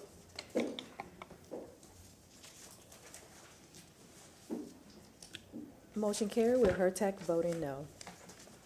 All right, we move to item number 8, which now we get into the quasi-judicial. If you are going to be speaking on anything else on the agenda regarding quasi-judicial hearings, please stand, raise your right hand, and we'll swear you in. There's nobody virtual, so it'll just be the people in person. If you are speaking on any of the public hearings coming up, please stand and raise your right hand. There's no one, correct? Oh, wait, we have Mr. Salmon. Please raise your right hand. Do you swear or affirm that the testimony that you're about to provide is the truth and nothing but the truth? I do. Thank you. Thank you very much. We'll begin with item number 8. Mr. Wigginton. Good morning, City Council. Ron Wigginton, Legal Department. First of all, I'd like to congratulate you all on your election to City Council, and I look forward to working with you on this new term. Item number 6 is a second reading on the application to vacate an alleyway in Tampa Heights. At first reading, it was passed unanimously. However, between the first reading and today, Tampa Fire Rescue has confirmed that there is a need for a cross-access agreement between the abutting property owners to provide for safety egress of those occupants. So I have modified the ordinance, and I have added the provision to include this requirement for the cross-access easement to be entered into between the abutting property owners within 180 days from the effective date of the ordinance. So with that being said, I have requested that by memo. Now, for the benefit of the new council members, I'd like to go over a few things with vacatings, because this might be the first opportunity you've had to address this. First, vacatings are a legislative action, and as such, wide latitude is accorded to the government body making that decision, and that the determination will typically not be disturbed except in the case of clear abuse of discretion, or unless there is an invasion of property rights, such as completely or substantially terminating all access to the property. The primary factors to consider when making your decision include: will the vacating relieve the public from the cost of maintaining the alleyway or the right-of-way? Will it alleviate a public nuisance such as illegal dumping? Will it curtail criminal activity? And will it foster redevelopment? The next thing I'd like to note is that all vacating applications are reviewed by all the affected departments, such as mobility, water, sewer, solid waste, Tampa Fire Rescue, and many others. It is also reviewed by outside service providers such as TECO, Frontier, Spectrum, to name a few. If there are any facilities within the area to be vacated, then easements are generally reserved in order to keep those facilities in place. And if there are any objections, whether internal or external, to the request to vacate, those will still be presented to council for consideration. However, city staff is still compelled to present the application despite any objections, so long as the application is complete and proper notice is provided. With that said, I believe Mr. Ross Salmons is online to give a summary of his presentation that he gave during first reading. And I'm available to answer any questions should you have any. Any questions for the gentleman? Hearing none, Mr. Salmons. Ross Ammons, right-of-way mapping coordinator for the City of Tampa. I would like to ask the clerk to share my screen. Usually during second readings, I don't provide an overview of the presentation, but in this case, out of respect for the new council members, I will do so. On your screen is an aerial view of the proposed vacating. The alleyway proposed to be vacated is in yellow, and the applicant's property in red. This is a unique proposed vacating. Previously in 2016, this exact alleyway was approved to be vacated. However, they had a condition that they did not meet, and technically the vacating became void, and the new applicant wishes to reinstate that vacating. Again, this is north of Henderson Avenue, south of 7th Avenue, east of Franklin, and west of Florida. I'm available if you have any questions. Any questions for the gentleman? Hearing and seeing none, we have Alex Shaler online. Ma'am? Good morning, Council. Alex Shaler, 400 North Ashley Drive, for the record. Just restating what Ross has said. This was unanimously approved back at the beginning of April. This vacating is essentially a revacating of something that was previously vacated in the past. Staff supported this request. We did work with the fire department to address their concerns as well. We are on board with the substitute ordinance, and we respectfully request your approval again today. Thanks. Thank you very much. Any questions for the applicant? I hear and see none. Is there anybody in the public that wishes to speak on item number 8? I see no one, and no one is registered, correct? Second. All right. We have a motion to close from Councilmember Miranda with the second from Councilmember Vieira. All in favor of closing? Aye. Aye. Any opposed? All right, we go back to Councilmember Hurtak. Would you like to read the substitute ordinance for number 8? Sure.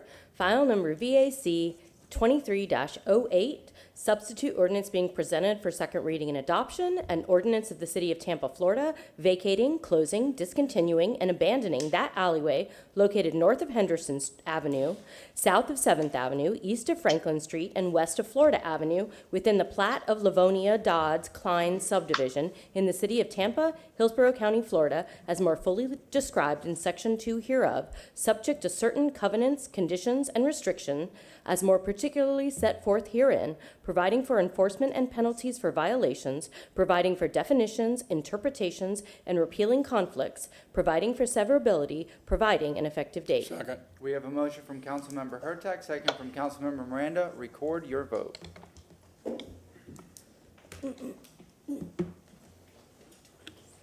Motion carried unanimously.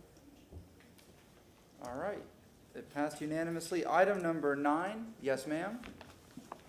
Good morning, Council. LaShawn, Dock Development Coordination, and welcome to the new council members, and congratulations to those re-elected. I look forward to working with the new members. This item before you this morning, Council, is REZ 2287. This is a rezoning petition, and the property address is 1200 North West Shore Boulevard. This item is before you this morning for second reading. The request is to rezone the property from OP1, Office Professional 1, and MAP1, Municipal Airport 1, to PD Plan Development. It is for the uses of retail sales, residential multifamily, and restaurant, or for OP1 and MAP1 uses. Site plan modifications were required to be made between first and second reading. Those changes were made. The site plan has been certified and provided to the clerk. I am available if you have any questions. Do we have any questions for Ms. Dock? Thank you very much. And the applicant is here. Yes, ma'am? Good morning, Cammie Corbett with the law firm of Hill, Ward, and Henderson. Welcome and congratulations to you all.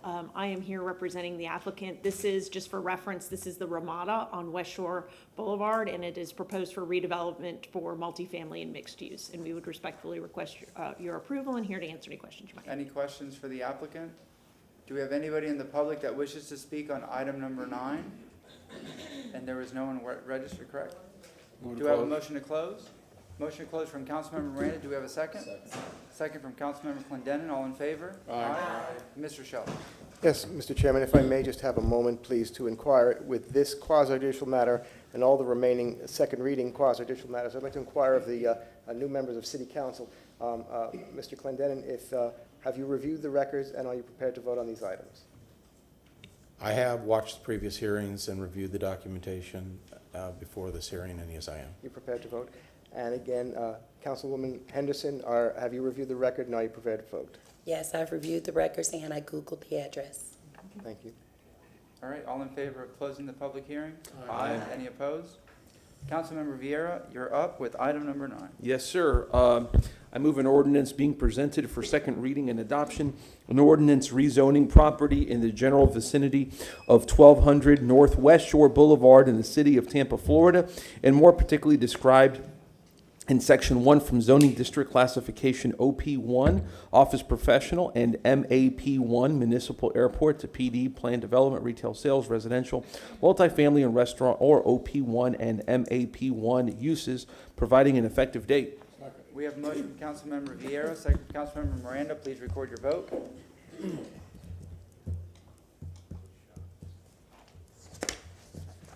Motion carried unanimously. Thank you very much. All right, next up, item number 10, Zain Hussein. Zain Hussein, Development Coordination. First off, I'd like to welcome the 2 new council members. Look forward to working with you. Agenda item number 10, case REZ 23-05. This is being presented for second reading and adoption at the location 8524 North Mulberry Street. Proposed rezoning from RS50 Residential Single Family to PD Planned Development Residential Single Family Detached. Site plans were turned into the city clerk's office. I'm here for any questions. Any questions for the gentleman? Nope. Thank you very much. Do we have an applicant for item number 10? Yes, sir. Good morning, Mario Espaillat. I'm here to answer any questions, and congratulations to all of you. Thank you. Any questions for the applicant? All right. Do we have anybody in the public that wishes to speak on item number 10? I see none. Do we have a motion to close? So moved. Motion from Councilmember Miranda, second from Councilmember Henderson. All in favor? Aye. Mr. Miranda, are you prepared to vote on this item? Yes, sir. All right, go ahead, sir, if you would read it. Item number 10, file number RZ 23/05. Ordinance being presented for second reading adoption. Ordinance rezoning property in general vicinity of 8524 North Mulberry Street in the city of Tampa, Florida, and more particularly described in Section 1 from Zoning District Classification RS50, Residential Single Family to PD, Planned Development Residential Single Family Detached, providing an effective date. Second. Motion from Councilmember Miranda, second from Councilmember Vieira. Please record your vote.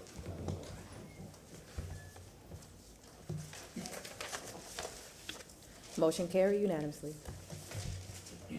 Thank you very much. Item number 11. Zain Hussein, Development Coordination. Agenda item number 11, case REZ 23-17. This is being presented for second reading and adoption at the locations 4510 South Del Mabry Highway and folio number 129049.0005. Proposed rezoning from CG, Commercial General, and CI, Commercial Intensive, to CI, Commercial Intensive. This being Euclidean, no site plan was required. I'm here for any questions. Any questions? All right, Alex Shaler, you're on. Good morning, Council. Alex Shaler, 400 North Ashley Drive. This was unanimously approved back on April 13th, and we respectfully request your approval again this morning. Thanks. Any questions from any council members?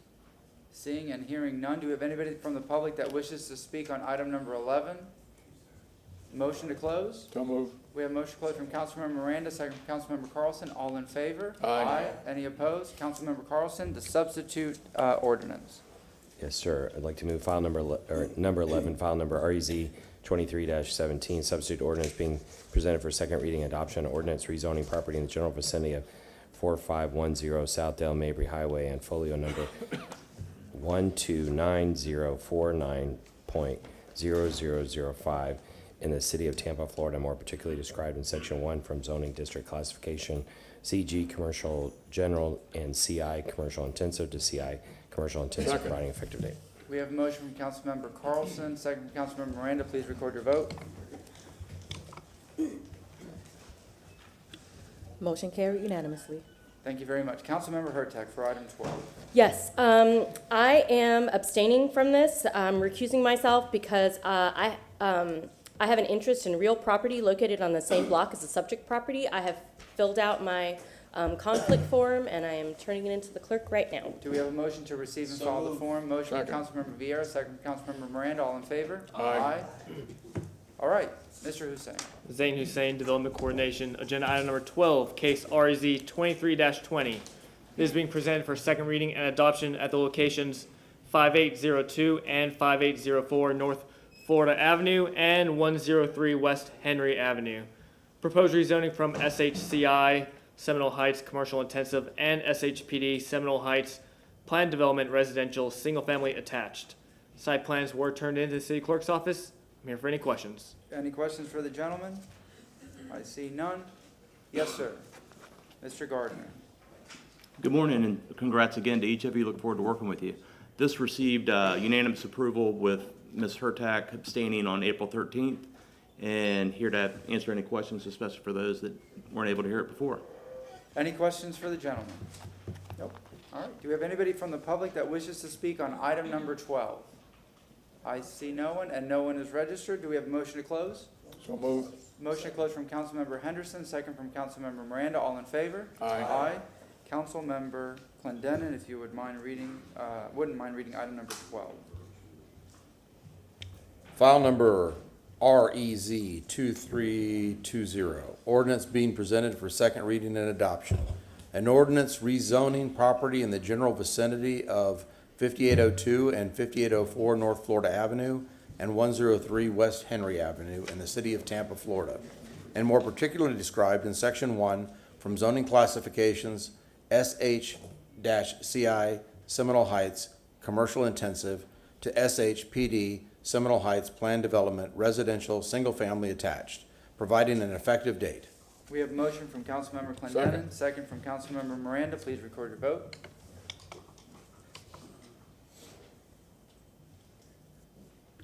Motion carried unanimously with Hurtak abstaining. All right, thank you very much. Item number 13, we have an ordinance, and we also have a resolution that's to be read after. Yes, ma'am. Yes, good morning again, Council. LaShawn Dock, Development Coordination. And Council, this next item is REZ 2323. This item is before you this morning for second reading. This is for the property located at 5507 East Washington Street. This property is the subject of item number 7, which you just heard and adopted, which was the comp plan amendment. This request is to rezone the property from RM16 residential multifamily to PD planned development to allow for residential multifamily development.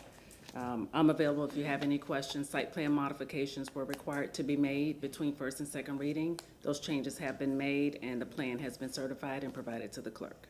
Thank you very much. Any questions? All right. Thank we you, have an Council. applicant for item number 13, Mr. Mechanic. Good morning, council members. David Mechanic here on behalf of the applicant. I'm here to answer any questions, and there are two items, the second reading on the ordinance and the bonus agreement. Do we have any questions for the applicant? I see no one. Do we have anybody in the public that wishes to speak on item number 13? Is there anybody registered online? Move to close. We have a motion to close from Councilmember Miranda, second from Councilmember Vieira. All in favor? Aye. Any opposed? All right, this will go to Councilmember Henderson. Item number 13, I move file number REZ 2323, ordinance being presented for second reading and adoption.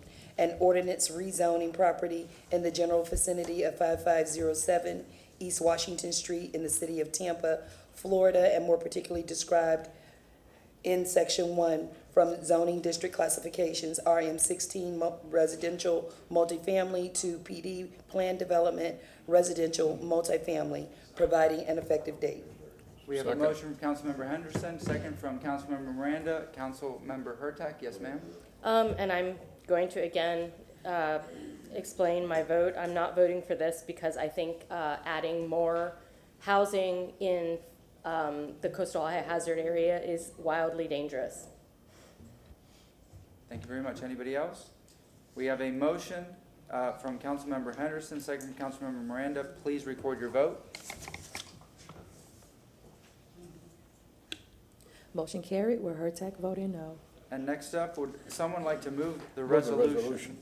We have a motion from Councilmember Miranda and the second from Councilmember Henderson. All in favor? Aye. Aye.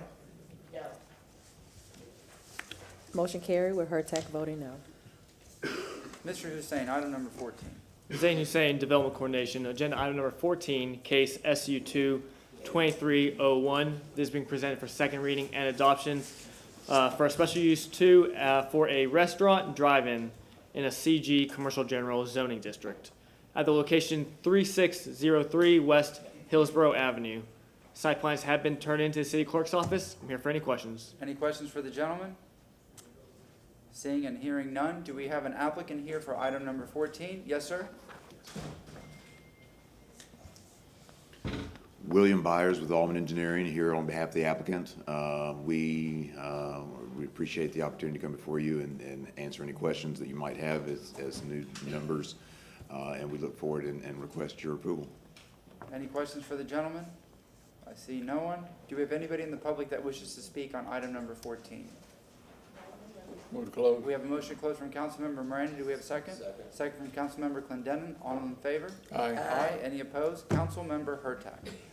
File number SU 2-2301, ordinance being presented for second reading and adoption, an ordinance approving a special use permit, SU 2, approving a restaurant drive-in in a CG Commercial General Zoning District in the general vicinity of 3603 West Hillsborough Avenue in the city of Tampa, Florida, and is more particularly described in Section 1 hereof, providing an effective date. We have a motion from Councilmember Hurtak. Do we have a second? Second from Councilmember Henderson. Please record your vote. Motion carried unanimously. All right, I need a motion to open the 10:30 a.m. public hearings. Second. Motion from Councilwoman Hurtak, second from Councilmember Miranda. All in favor? Aye. Aye. The public hearings are open, but we have some housekeeping. Item number 15 has a request that a motion to reschedule this hearing for June 15th, 2023 to 10:30 a.m. We have a motion from Councilwoman Hurtak, second from Councilmember Move Miranda. on. This is for continuing item number 15 to June 15th, 2023 at 10:30. Yes, sir.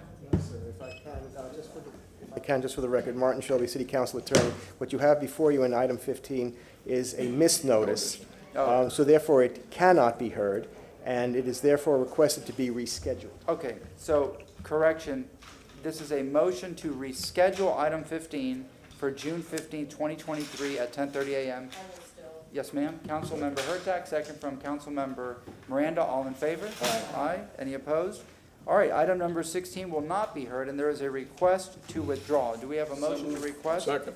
Okay, we have a motion to withdraw from Councilmember Vieira, second from Councilmember Miranda. All in favor? Aye. Aye. And then the last one also will not be heard. It is a misnotice. Can I have a motion? So moved. I believe there is a motion to reschedule this one, according to my notes, to June 15th at 10:30 a.m. I move accordingly. Second. All right, we have a motion to schedule this for June 15th, 10:30 a.m. from Councilmember Vieira, second from Councilmember Miranda. All in favor? Aye.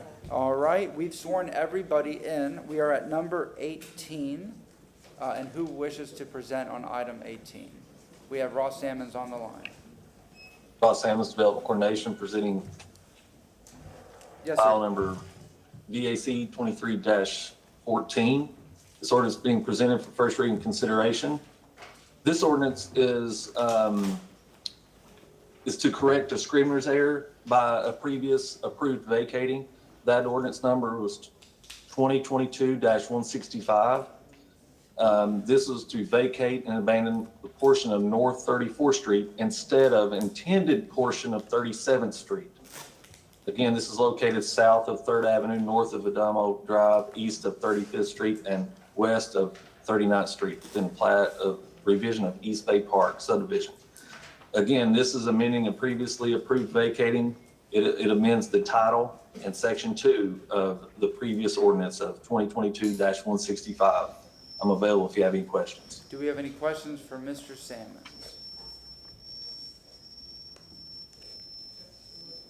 There's a lot of feedback there, so, okay.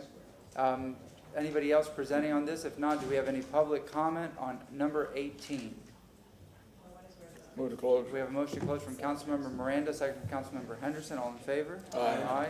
Councilmember Vieira, item number 18. Yes, sir. I move an ordinance being presented for first reading consideration, an ordinance of the City of Tampa, Florida, correcting a Scrivener's error by amending ordinance number 2022-165, which vacated, closed, discontinued, and abandoned that portion of North 34th Street instead of the intended portion of 37th Street located south of 3rd Avenue, north of Adamo Drive, east of 35th Street, and west of 39th Street within the plat of Second Revision of East Bay Park subdivision in the City of Tampa, Hillsborough County, Florida, amending the title in Section 2 of said ordinance, repealing conflicts, providing for severability, and providing for an effective date. We have a motion from Councilmember Vieira. Do we have a second? Second. Second from Councilmember Miranda. All in favor? Aye. You want a roll call? We'll do a roll call on this one. Hurtak, Yes. Clendenin, Yes. Henderson, Yes. Vieira, Yes. Miranda. Yes. Carlson. Yes. And Maniscalco. Yes. Motion carried unanimously. Second reading and adoption will be held on June 1st, 2023 at 9:30 a.m. Thank you very much. We go to item number 19, another first reading. Who wishes to present on this? Yes, sir. Justin Vasky, Senior Assistant City Attorney. This is a first reading of an ordinance that City Council requested several months ago initially, and essentially this ordinance requires any purchase or contracts that exceed $20 million be placed on the City Council agenda under staff reports at least 14 days prior to being placed on the City Council's agenda for consideration and approval of the contract or purchase. That is all. I'm here for any questions. Councilmember Carlson. Yeah, I just want to thank the legal staff again for moving this forward. I'm happy to make the motion. Okay, this is not a public hearing, so if there's no other questions or comments, Councilmember Carlson? Yeah, yes, I'd like to move number 19, file number E2023-8, CH2, ordinance being presented for first reading consideration, ordinance of the City of Tampa, Florida, amending City of Tampa Code, Chapter 2, Article 5, Division 3, purchases and contracts by enacting Section 2-285, City Council consideration approval of contracts for public improvements or other purchases exceeding $20 million, providing for repeal of all ordinances or parts of ordinance in conflict therewith, providing for severability, providing effective date. We have a motion from Councilmember Carlson, second from Councilmember Hurtak. Is there any discussion? I see none. Roll call. Carlson, Yes. Hurtak, Yes. Clendenin, Yes. Henderson, Yes. Vieira, Yes. Miranda. Yes. And Maniscalco. Yes. Motion carried unanimously. Second reading and adoption will be held on June 1st, 2023 at 9:30 a.m. Thank you very much. Thank you. All right, we go to committee reports.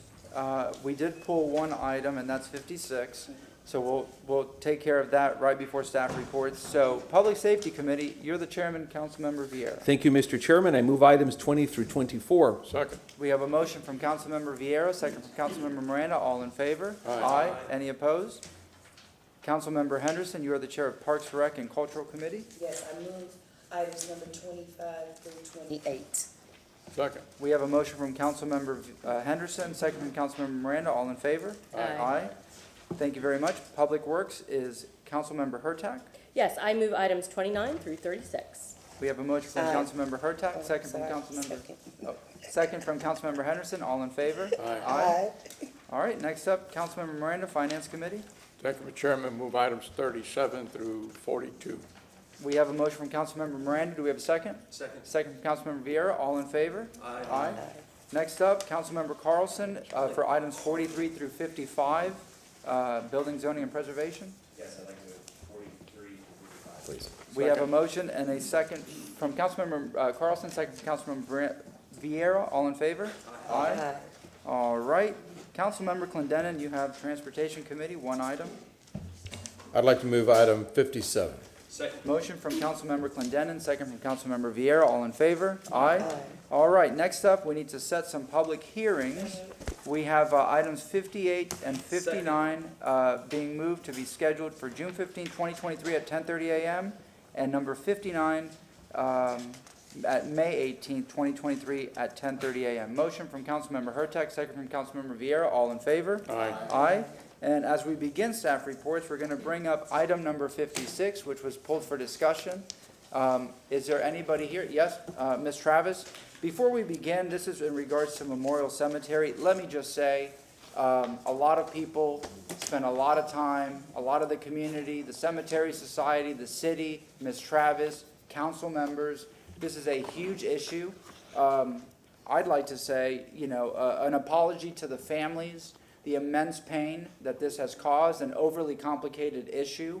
I'm sorry that it got to this, but I'm glad to see that we've come to a resolution, at least beginning that, so we can protect and preserve such important history, and in the respect of so many people in this community and their families. Ms. Travis, and then other council members.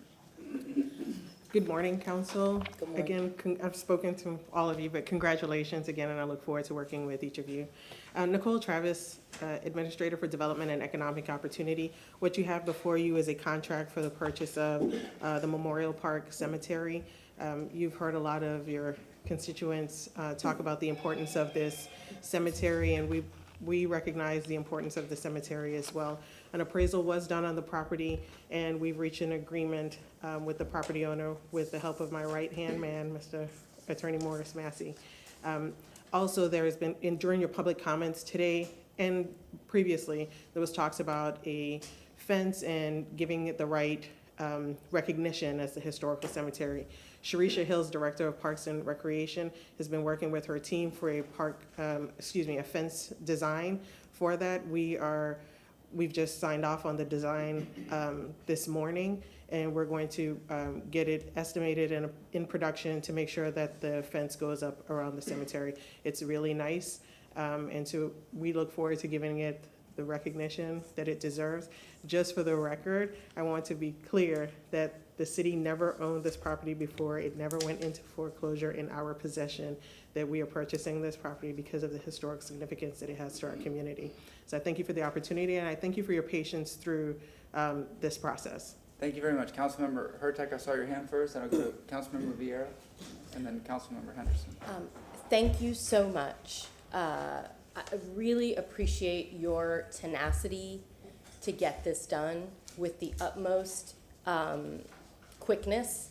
I know it was very difficult, so I just want to give you and Mr. Massey all the kudos for getting it done. I want to thank the community for continuing to come out every single week to make sure that we knew that you weren't going to forget about this issue and the importance of it. I'm also thrilled to hear about the fence. I can't wait to see the design. If there's any possibility for you to possibly share that at a future meeting, I'm sure people would love to see it. But it is long overdue, and I'm very excited to start the process of giving the cemetery the respect it deserves. So thank you so much. Thank you. Councilmember Vieira. If Councilwoman Henderson wants to go first, it's her district. No, you can go. You sure? Okay. I also wanted to just similarly thank everybody in staff for this, yourself, all your staff, Mr. Massey, who's done a lot of hard work on this for some time. This is a very, very important cemetery. I also wanted to highlight another person who, before all this became a controversy, I think really put Memorial Cemetery on the map of the city in terms of looking at it for what it is, which is Paul Guzzo with the Tampa Bay Times. He did an article maybe about 3 years ago on Memorial Cemetery. To my discredit, I never knew about it before Paul Guzzo's article. And this is one of many, many instances where Paul's writing, really moves things forward on things that are so important. And I was talking with someone in the administration about this, which is all of the people, and some are here, of the families who have the departed buried at Memorial Cemetery. Y'all have, really shown your hearts on a very sensitive, personal topic very, very publicly, and just know that everybody, I really believe, respects your words and your journey and your experience and, everything that Memorial Cemetery stands for. I know it's coming up before our CRA for two motions.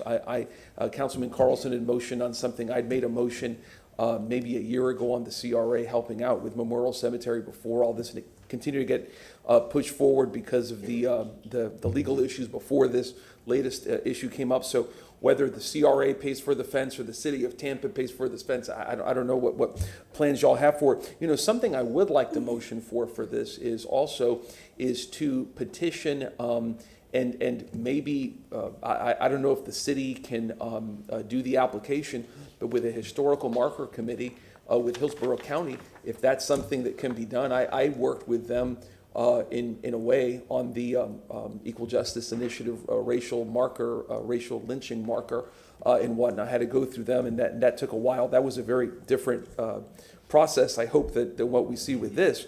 But I'd really love to see that. So I don't know if you need a motion for that, or? No, I don't need, thank you very much. I don't need a motion for that. Dennis Fernandez, the Historic Preservation Manager, is working on historic designation for Memorial Park Cemetery, and so we are also looking at a monument to be designed to just tell you the history of that. So we don't need a motion; it's already in process and in play. And to answer the question about, we do have 2 motions coming up on the agenda for next week with the CRA regarding CRA funds. East Tampa has been very vocal in participating in the Memorial Park Cemetery. There are funds allocated for whether it was acquisition or fence. We believe, Mr. Massey and I believe, that it's more appropriate for the CRA to contribute to the fence and let the city do the actual acquisition of the cemetery. So that's how we'll be proceeding, and I'll give you that update again next week, Thursday. That's wonderful. And I know Mr. Ellsworth Williams, who was here before, last year did a Memorial Day ceremony at Memorial Cemetery Park. And actually, if memory serves me right, the Red Cross Memorial there was done on May 23rd, if memory serves me right, of 1923. So this would be 100 years. I'll double check that. 100 years for that memorial marker there, which is wonderful. You know, and I am trying to get together with some veterans groups to have a community cleaning of Memorial Cemetery if we can get the closing in time for Memorial Day weekend, with Colonel DJ Reyes, Colonel Jim Fletcher, Ellsworth Williams, and some other folks, and to have the community come out there and try to just do what we can for that, which I think would be marvelous. So, but again, just thank you all very much for all your hard work, and again for the public that came out with family members there, especially, and everybody really who spoke from the heart on it. Thank you very much for speaking on such a personal topic from the heart. So thank you. Councilmember Henderson. Yes, first of all, Ms. Travis, Attorney Massey, and even the citizens, every single citizen that cares about black bodies in the ground at a property called Memorial Cemetery that is well-deserved to be respected. I appreciate all the work that you did on this matter, because the city is not in the business of owning cemeteries. You stepped up, did the right thing. We were trying to do the right thing, and we had to take a lot of heat for it because of the purchase. No one saw it coming, and it was a new experience. But you got in and you solved the problem, got to the resolution with asking for the appraisal so that you could negotiate a price. It is a price. I won't judge the price. It is what it is. He is a business. The seller, 247 LLC. What I would like for is as Robin Lockett said, is a reset. All is forgiven. Let's move forward with the matter of caring about a space. And I urge the community, who now knows that this property is being on the verge of getting a beautiful fence, the forward thinking for that. We appreciate that. And now we have an opportunity to pay homage and respect, maybe even teach our children a few things. And the fire department has already volunteered to say, Gwen, we want to do a major cleanup, and we can, that is an opportunity to engage community and invite the citizens to this special place so that it can be a part of Tampa's history in a very significant way that is inclusive of the entire city of Tampa. So thank you so much for the work that you did to get to closure of this. Councilmember Carlson. Yeah, over the last few months, we've seen members of the public come out every week, and we've seen the fear, the emotion, the concern in their eyes and in their voices as they have had concerns for respecting their friends and loved ones. And glad that this is finally going to come to a close. And it opens a new chapter of how do we honor the people that are there, and how do we find more of them with the names and registries that it sounds like we need to do, since some people don't know where their loved ones are buried. There was a comment, I have a couple comments. One earlier was about somebody maybe developing on this. Yeah. Can you just, for the public's sake, let them know the current Yes. restrictions to the property? Yes, I actually reached out to the speaker as well I know her daughter well, and so just to reassure her that the property cannot be developed. No building can be built on any cemetery. It is protected from that. And with the city purchasing the property, it won't be sold or flipped or anything like that. We're protecting it as a cemetery, but even so, in any ownership, you cannot develop on top of a cemetery. There will be no buildings on the cemetery ever. And as Councilmember Henderson said, this was a private cemetery, and it's an extraordinary thing for the city to take over a cemetery because the city's not in the business of doing it. It was run privately before, but we all knew that we needed to protect it. And there's going to be an ongoing cost too. It's not just the Yes. $100,000. Do you know what that cost is going to be? I don't know the cost of it. I know that when we were maintaining the property, we were at about $10,000 in maintenance costs. And there were other costs with repairing the fence, but we're probably looking at about $30,000 annually for just the labor of maintenance of the lawn, not necessarily staff for burials or any kind of interment. Yeah, so just to let the public know, if you take that and multiply it out 20 or 30 years, it's a big number, and so the commitment of the city is a lot more than just the $100,000 that's on here. It's an ongoing cost, for sure. It's a big cost into the future, and that's because of our commitment, our combined commitment to respect the people that are there and to respect the history of our city. The last thing is that people said that their loved ones are missing because maybe they didn't have headstones. Does the city have a website or something that people can go to help search for the loved ones, and what effort might there be to help people find the unmarked graves? I am so glad that Administrator Osea Wynn is jumping up here for that, because I just buy property. So, hold on. Good morning, Council, and I look forward to working with each of you as well. Osea Wynn, Administrative Neighborhood and Community Affairs.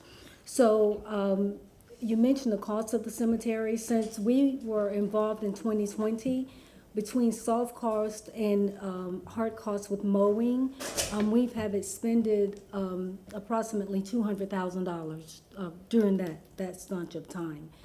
In terms of, Councilman Carlson, in terms of searching for the loved ones on the cemetery, just so that you know, we received a box of records that were in the inscription of who's interred there is not legible. So we're in the process of going through about 15,000 records to see what we could do and what names we could make out in terms of who's interred there. But we're in the process also of purchasing a software system where we will put the names in so that we can have that search. With the 15,000 names, it's not going to be an overnight process. We have a team working on that, so we're not there just yet. But when we are there, we will make it known to the public that we do have a plan and something in place so that they can find their loved ones. Morris, is that something that the CRA could help fund, or?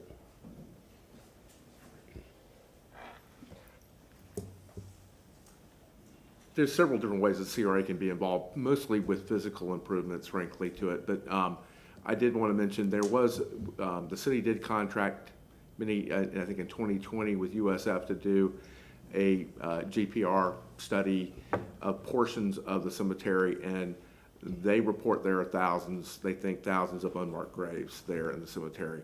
So between the records and the unmarked graves, it may be difficult for us to put it all together, but there may be ways for the CRA to participate. One idea potentially is, trying to get the CRA and maybe some of the youth in the East Tampa community involved in looking through those records and helping us index those things and coming up with a record keeping for that. So, all right, thank you to everybody. Anybody else? Yes, ma'am? Yeah, I was just thinking,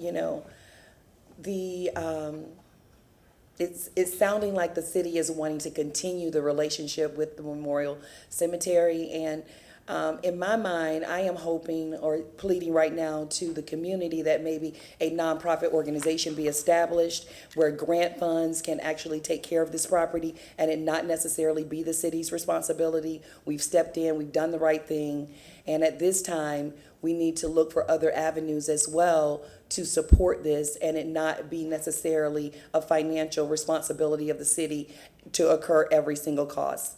And maybe we can look for ways to do that through our grants office, or maybe even foundations that already deal with cemeteries. So just a thought. Thank you. Councilmember Miranda.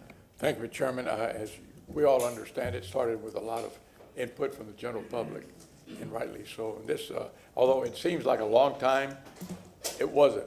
The city acted very expeditiously. The administration, the legal department, the finance department, all of them worked together on this to get it done. And like Ms. Henderson just spoke about, there is something I learned here. I think something that cemeteries, all those that are buried there, the cemetery funeral homes have to have a endowment somewhere saved, a little money on the side to maintain it forever. And what's happening here, this is not the first. This is like the second or third cemetery that the city of Tampa has to work on it, and rightly so. Somebody abandoned. How do we solve the problem?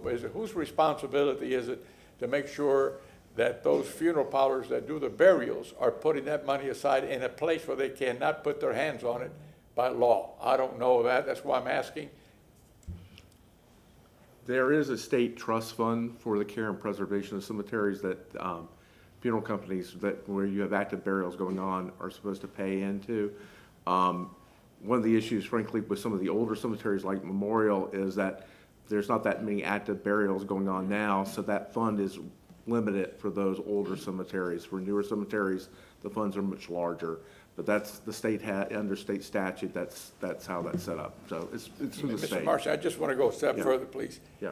So then, who is it that reports to the city, since we're the ones that have to take the action, if there's any fund left in any one of those cemeteries that are remaining from the funds from the individual that do the burial? We will contact the state to see if there is a fund for Memorial and try to access that for the care and preservation of it.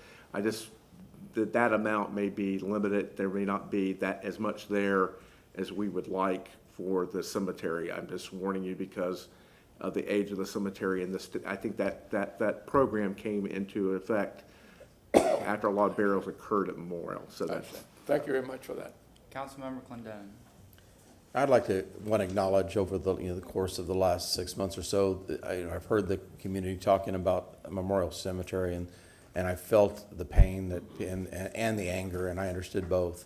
I can't imagine what that feels like for the families that have loved ones interned in that cemetery. I want to bring out one thing about reference the infrastructure, and as I heard talking about designing fences and all. Ensuring, I don't know where this is in the process and which pots that will come out of, but I want to make sure that for everybody that's listening within the city and your office and the construction people, that as we do that we get some community input and involvement in the design and what that looks like for the cemetery, because I think that it's an important landmark for the community. This is obviously an important issue for people, and I think people should have at least an opportunity to have a say in what that looks like.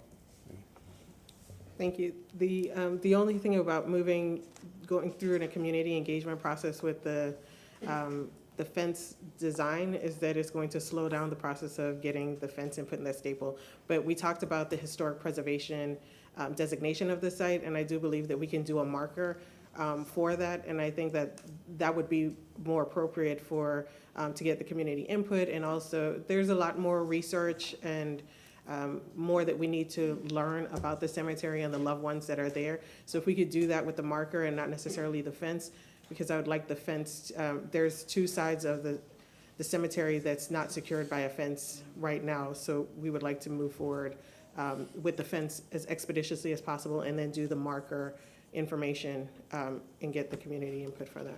So what type of fencing are you guys looking for supplement? I'm looking at an iron or aluminum fence with some brick pillars. Yeah, I mean, I still feel strongly about community involvement in these things, especially in the neighborhood, and how that impacts people. and especially is significant, again, as this cemetery is to the community, as we grow. I think that it's important that we are respectful to folks and that they have their voice heard on what that's going to look like. So I would appreciate maybe reaching out to some of the stakeholders that have been, speaking in these forums, and even if it's an informal way of doing that, at least to have some outreach to the community so that they have a voice in what that looks like. Thank you. Anybody else? Councilmember Carlson, this is your committee. Will you do the honors of moving item 56? Anybody else? You go ahead. All right. Councilmember Henderson, would you like to move item 56? You just have to make the motion to move it, not to read it. A motion to move. Second. Item number 56. We have a motion from Councilmember Henderson, second from Councilmember Miranda. All in favor? Aye. Aye. Any opposed? Thank you very much. All righty. Thank you very much. Chief Bennett is on standby. Chief Bennett, if you're on the line, go ahead. All right. Good morning again, Council. John Bennett, Chief of Staff, and good morning to the public. I just wanted to take a minute, and I apologize I could not get back over there due to other items I'm working on. But on behalf of the mayor and the rest of staff that does not come before you today, welcome as the re-elected and the new council members. We are looking forward to serving you and the public simultaneously as we work hand in hand to move city forward. But 3 years ago, right on the onset of COVID, of course, that was kind of our first budget year working together. We tried to make the opportunity for all of our portfolio leaders to bring our people, processes, and technology in front of you to give you an idea of how we work, so to better seamlessly work with you. And I just want to open that portal again. I know many of you have worked with staff on agenda-based items, but if there is people, process, and technology-driven things that help serve our community and communicate more effectively, our staff is always poised to work with you on an intimate basis. I know a lot of you have gone into the field and had immersion time that are non-agenda based, and we really appreciate that. And I'll be brief because I know we're trying to get through staff reports, but on behalf of the mayor and the rest of staff, I just want to open that portal that we're here to serve you and make your agenda meetings and other meetings as efficient and effective and as equitable to the community as possible. So thank you. Thank you very much, Chief. Any questions, comments? Is that all?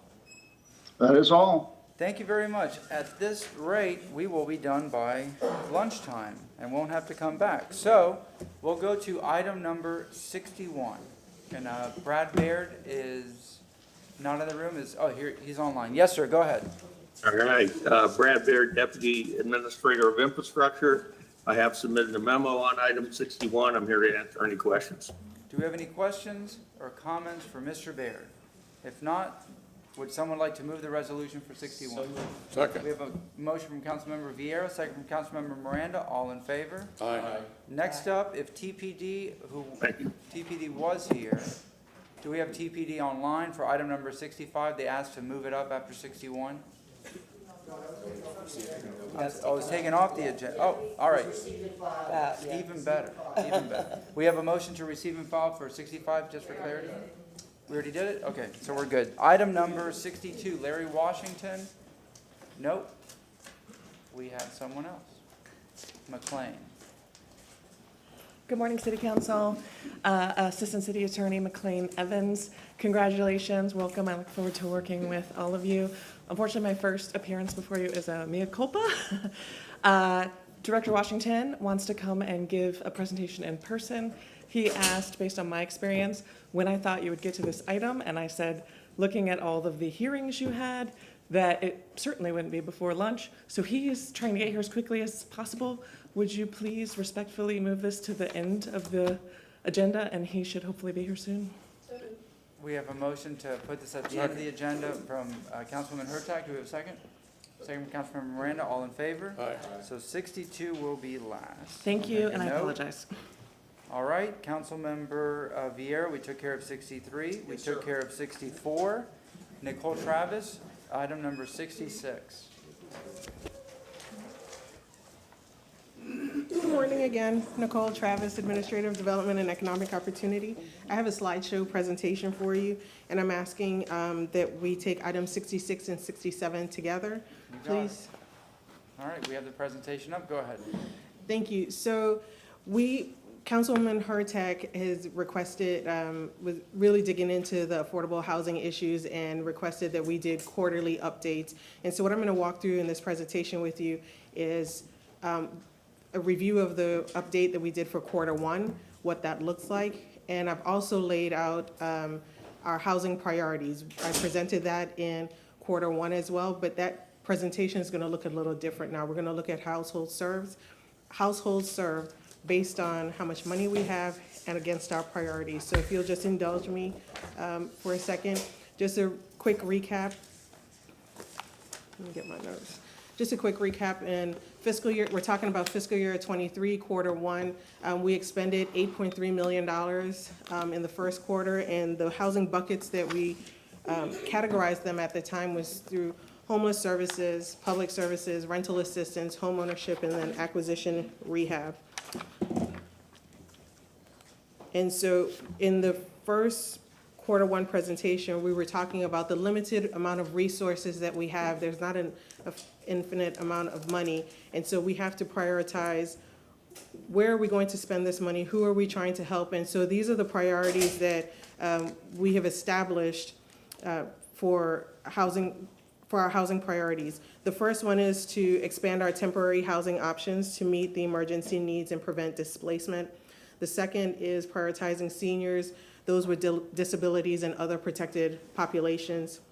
The third is stabilizing renters and homeowners in low-income and majority minority neighborhoods that are vulnerable to displacement and gentrification.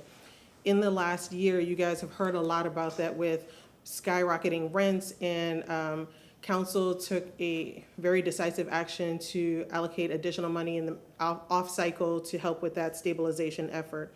The fourth priority is ensuring safe and quality housing for low-income residents, and that's for 80% and below the AMI. And then finally, our fifth priority is leveraging city resources to fill the gap in funding for workforce housing, and that's between 80% AMI to 140%. And so if we were reporting like we did in Q1, this is what that report would look like. In the second quarter, we expended $3.8 million. So we're almost halfway through the money. We're at $12.2 million expended thus far. You'll see that we have how much money we've expended through homeless services, public services, rental assistance, homeownership, and acquisition. But talking about the priorities and how the funding that we have, we get a lot of state and federal funding, and we have limited general fund dollars.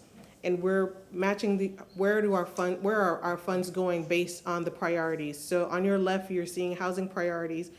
First one, temporary housing, protected populations, stabilization, safe and quality housing, workforce housing. The one thing that I want you to realize is that this also includes money that was carried forward that was not expended in the previous fiscal year. So you have $26.25 million, but if you look at that blue box at the bottom, those are funds that are other expenditures that are not fitting any of the categories or the priorities that we've set. So again, we've talked about first priorities, temporary housing, then we're doing protected populations, stabilization efforts, safe and quality housing, and workforce housing. So this report is showing you that based on our priorities, temporary housing, we have $4.7 million allocated for that. We've expended $1.2 million, and we've helped 791 households were served through that funding. Of that 791 households served, 17 were long-term affordable units. Long-term affordable units are defined by 20 years or longer for the affordability period. And so in this case, those 17 long-term affordable units are people that have HIV, AIDS, and also falls into that protected population. In protected populations, $1.4 million of the $3.3 million have been expended. And again, this is HOPWA funds. This is all our HOPWA funds, and these are housing people with AIDS. Our stabilization efforts, this is your RMAP program. This is what council voted to include another $4 million to the mayor gave us $1 million. We ran out of that money really quickly, reprogrammed another $4 million, and this council approved that. So that's where that stabilization effort is. You should be commended on that. 1,400 households served, 257 units, and of that, 244 are have that long-term affordability period. So this also includes vouchers. For the safe and quality housing, this is a pilot program that we launched where it's a replacement home. You may remember Mr. Booker, I believe, was a veteran. The home was beyond repair. So the $13,000 is the cost of what it cost us to demolish the house. There is about $230,000 or $260,000 that will be allocated for the rebuild of that home. Workforce housing, 1,021 households served. This is your down payment assistance, your owner-occupied rehab, and your infill development. And if you look at that last line, it's a total of 3,219 households served, 274 units, and 261 long-term affordable units. But look to the right of that. It's costing us about $2,656 per household. And then for the long-term affordability unit, it's about $28,491 per unit. However, that does not include the cost of land. And so if you include the cost of land for what it will take to build more units or have more units, for instance, you recently approved the Rome Yard project. That's land that we did not have to purchase. It was inventory that we had, but that's probably about $40–50 million investment on the city's side. So that almost $29,000 per unit for long-term affordability does not include land. We're going through our infill program. We just did Rome Yard. Here's the thing: unless you're buying more property, you're selling the property. You're making these public-private partnerships to have the long-term affordability. But unless we're acquiring more land, we get into a difficult period on how do we incentivize or work with developers to increase units. But that's just something for you to think about as we move forward. The reason why we're breaking down this, we're going to start showing the reporting like this is because we really need to match not just the money that we have, but how does it meet the priorities that we've established? How are we helping with temporary housing? How are we helping the protected populations and the housing, making people housing stable? And so in the little blue box, I mentioned that's money that's not working towards our top 5 priorities. So that's infrastructure. So for instance, you may have a development project that needs a water line connection or wastewater connection or something like that. That would come out of that line item. And then social services, these are regulated funds, and really they go to like counseling, or in some cases, Metropolitan Ministries may do like case manager. So $873,000 of that $1.7 million that was budgeted is going to social service, has been expended for social services. And then, as you all know, the outside of Tampa, $2.1 million is funded. That's HOPWA, that's housing people with AIDS category. So are there any questions about this? Councilmember Carlson. Yeah, just maybe question and comment. This does not include, for our new colleagues, it does not include CRA money, right? That is correct. And so you all probably know, we as the CRA board put in, what is it? $20.2 million. 20.2 this year. And so when we're talking to the public about it, we need to remember both these buckets, even though they're separate. And City Council has done a lot to push on these issues. Unfortunately, there's just never enough money with all the things that are going on. Nicole, I told you privately, but I think in particular with the CRA money, we need to focus on home ownership. And during COVID and some of this transition with the escalation of rents, we've shifted a lot of money toward rental support. But everything I've looked at is that we've got to help people get into homes, buy homes, and as we mentioned earlier, also stay in their homes if their roof's falling in or whatever. And so I think since there is rent stabilization, other things in here, I think with the other bucket of money, we ought to focus as much as possible on helping people buy homes, because that builds intergenerational wealth. And it also helps people have a sustained place where when inflation hits again, they own their homes, so they don't, and they benefit from this inflation instead of having to pay more rent. We need to do both, but we do have limited money, and the more people we can get into buying homes, the better. And as we've said, also protecting if somebody owns a home but their roof's falling in, there are grants that we have done for that. For my new colleagues in the public, the Housing Authority has told us that their official waiting list is like 25,000, but the unofficial list is 50,000.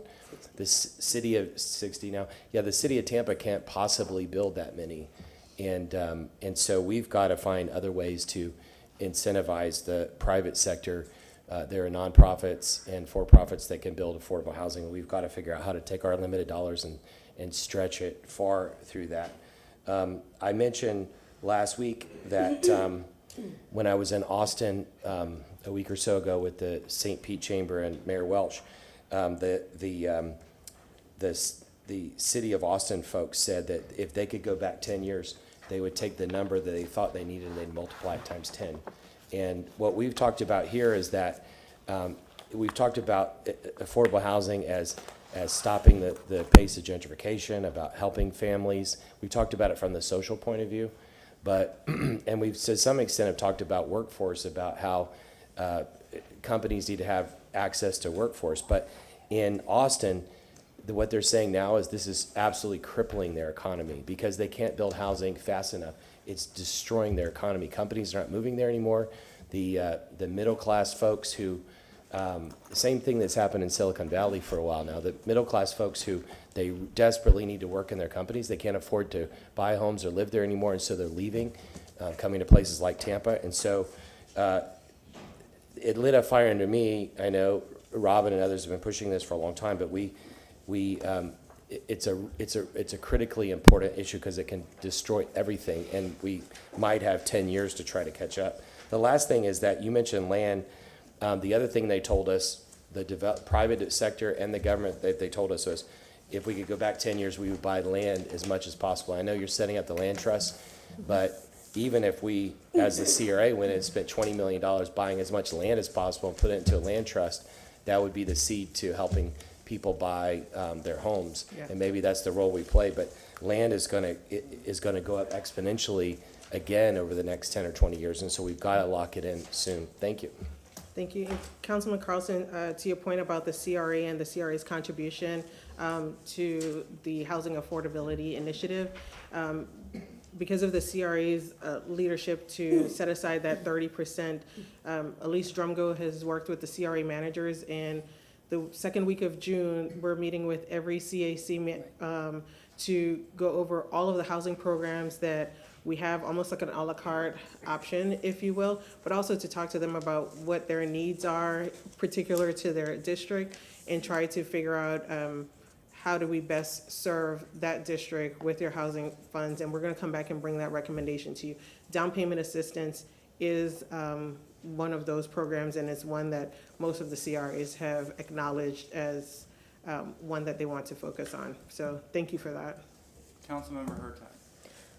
Thank you for this update. I like the new format. It's very clear and easy to see. I really love the encumbered part, which shows how quickly we ran out of money, that $20 million for stabilization. Unfortunately, that's not going anywhere. The need for stabilization as rents continue to increase and people continue to move here is just absolutely terrifying. I agree with Councilmember Carlson that home ownership is wonderful and something we should be working toward, but I again want to encourage the idea that home ownership in this city will look different. Moving forward. We don't have enough land for everyone to have an individual single-family home, so we really need to look at comp plan changes. We need to look at zoning so that we can build more density and so that we can encourage people to realize that their first home or permanent home may be a condo or some different type of development, we need to really, really work with folks to understand what they can afford and then help provide those types of units. I know that we have talked about this before offline, but this is going to be the thing that I'm really going to focus on changing, whatever the laws need to change to make that a reality and provide. We're seeing that somewhat in these townhomes, but those are not remotely affordable. So how we can build these types of homes that actually have the affordability that the citizens need. Yeah. The one thing, Oh, yes, may ma'am. I? The one thing that, to consider, one thing that we're working through with the townhomes and this different ownership model and really trying to figure that out and how it relates to the community land trust is because when you do have attached single-family homes, there is additional costs. And so you have HOA and other fees associated with that is then added onto the mortgage that then prices people out that are on fixed incomes or low income. So it's something that we're really trying to figure out how does that structure or how does this community land trust help with that additional cost and structure for homeownership? You know, and I agree, but they're absolutely doing it elsewhere. And I mean, looking at co-op models and all sorts of ways that yes, there needs, and that's part of the process. We're going to have to do some education, and I think that's going to have to be a large part. But if people want to stay in the city, that is, I mean, we just don't have any other options at this point. So changing the narrative of what homeownership looks like, working on co-op models or HOAs for people who choose to go that route, I think, I mean, and we just don't have any other options. So I really look forward to working with you on that. Thank you. Councilmember Vieira.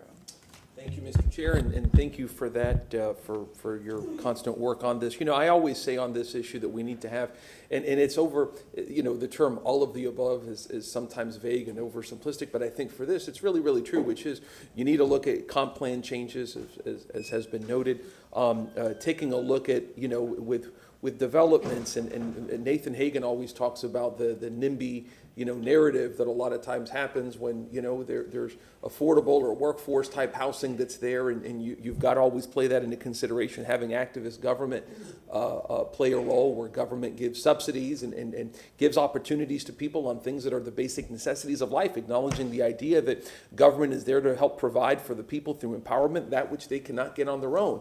And in an economy where housing and rent costs have went up 40% over a year, the median or average rental cost is about $1,900 for a lot of people. You can't get that on your own, so you obviously need a lot of government assistance in that regard.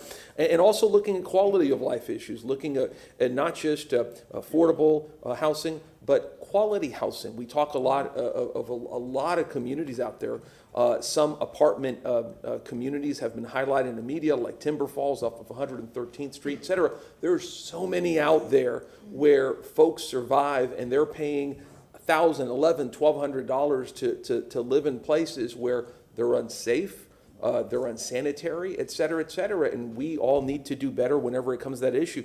You know, the city plays a very important role in this. The county also plays a very important role in this, and I fear that the potential narrative, and again, things change in county commissions and city councils, et cetera, but it'll be interesting to see, let's put it this way, where the county commission's going to go whenever it comes to affordable housing and some of the issues that I've talked about. You know, a lot of people say, don't New York my Florida, whatever, all that stuff. I always say, though, don't Miami Tampa, which is kind of what I see happening here, where you know, those in the middle class and those struggling and working so hard to get into the middle class have been priced out of homes.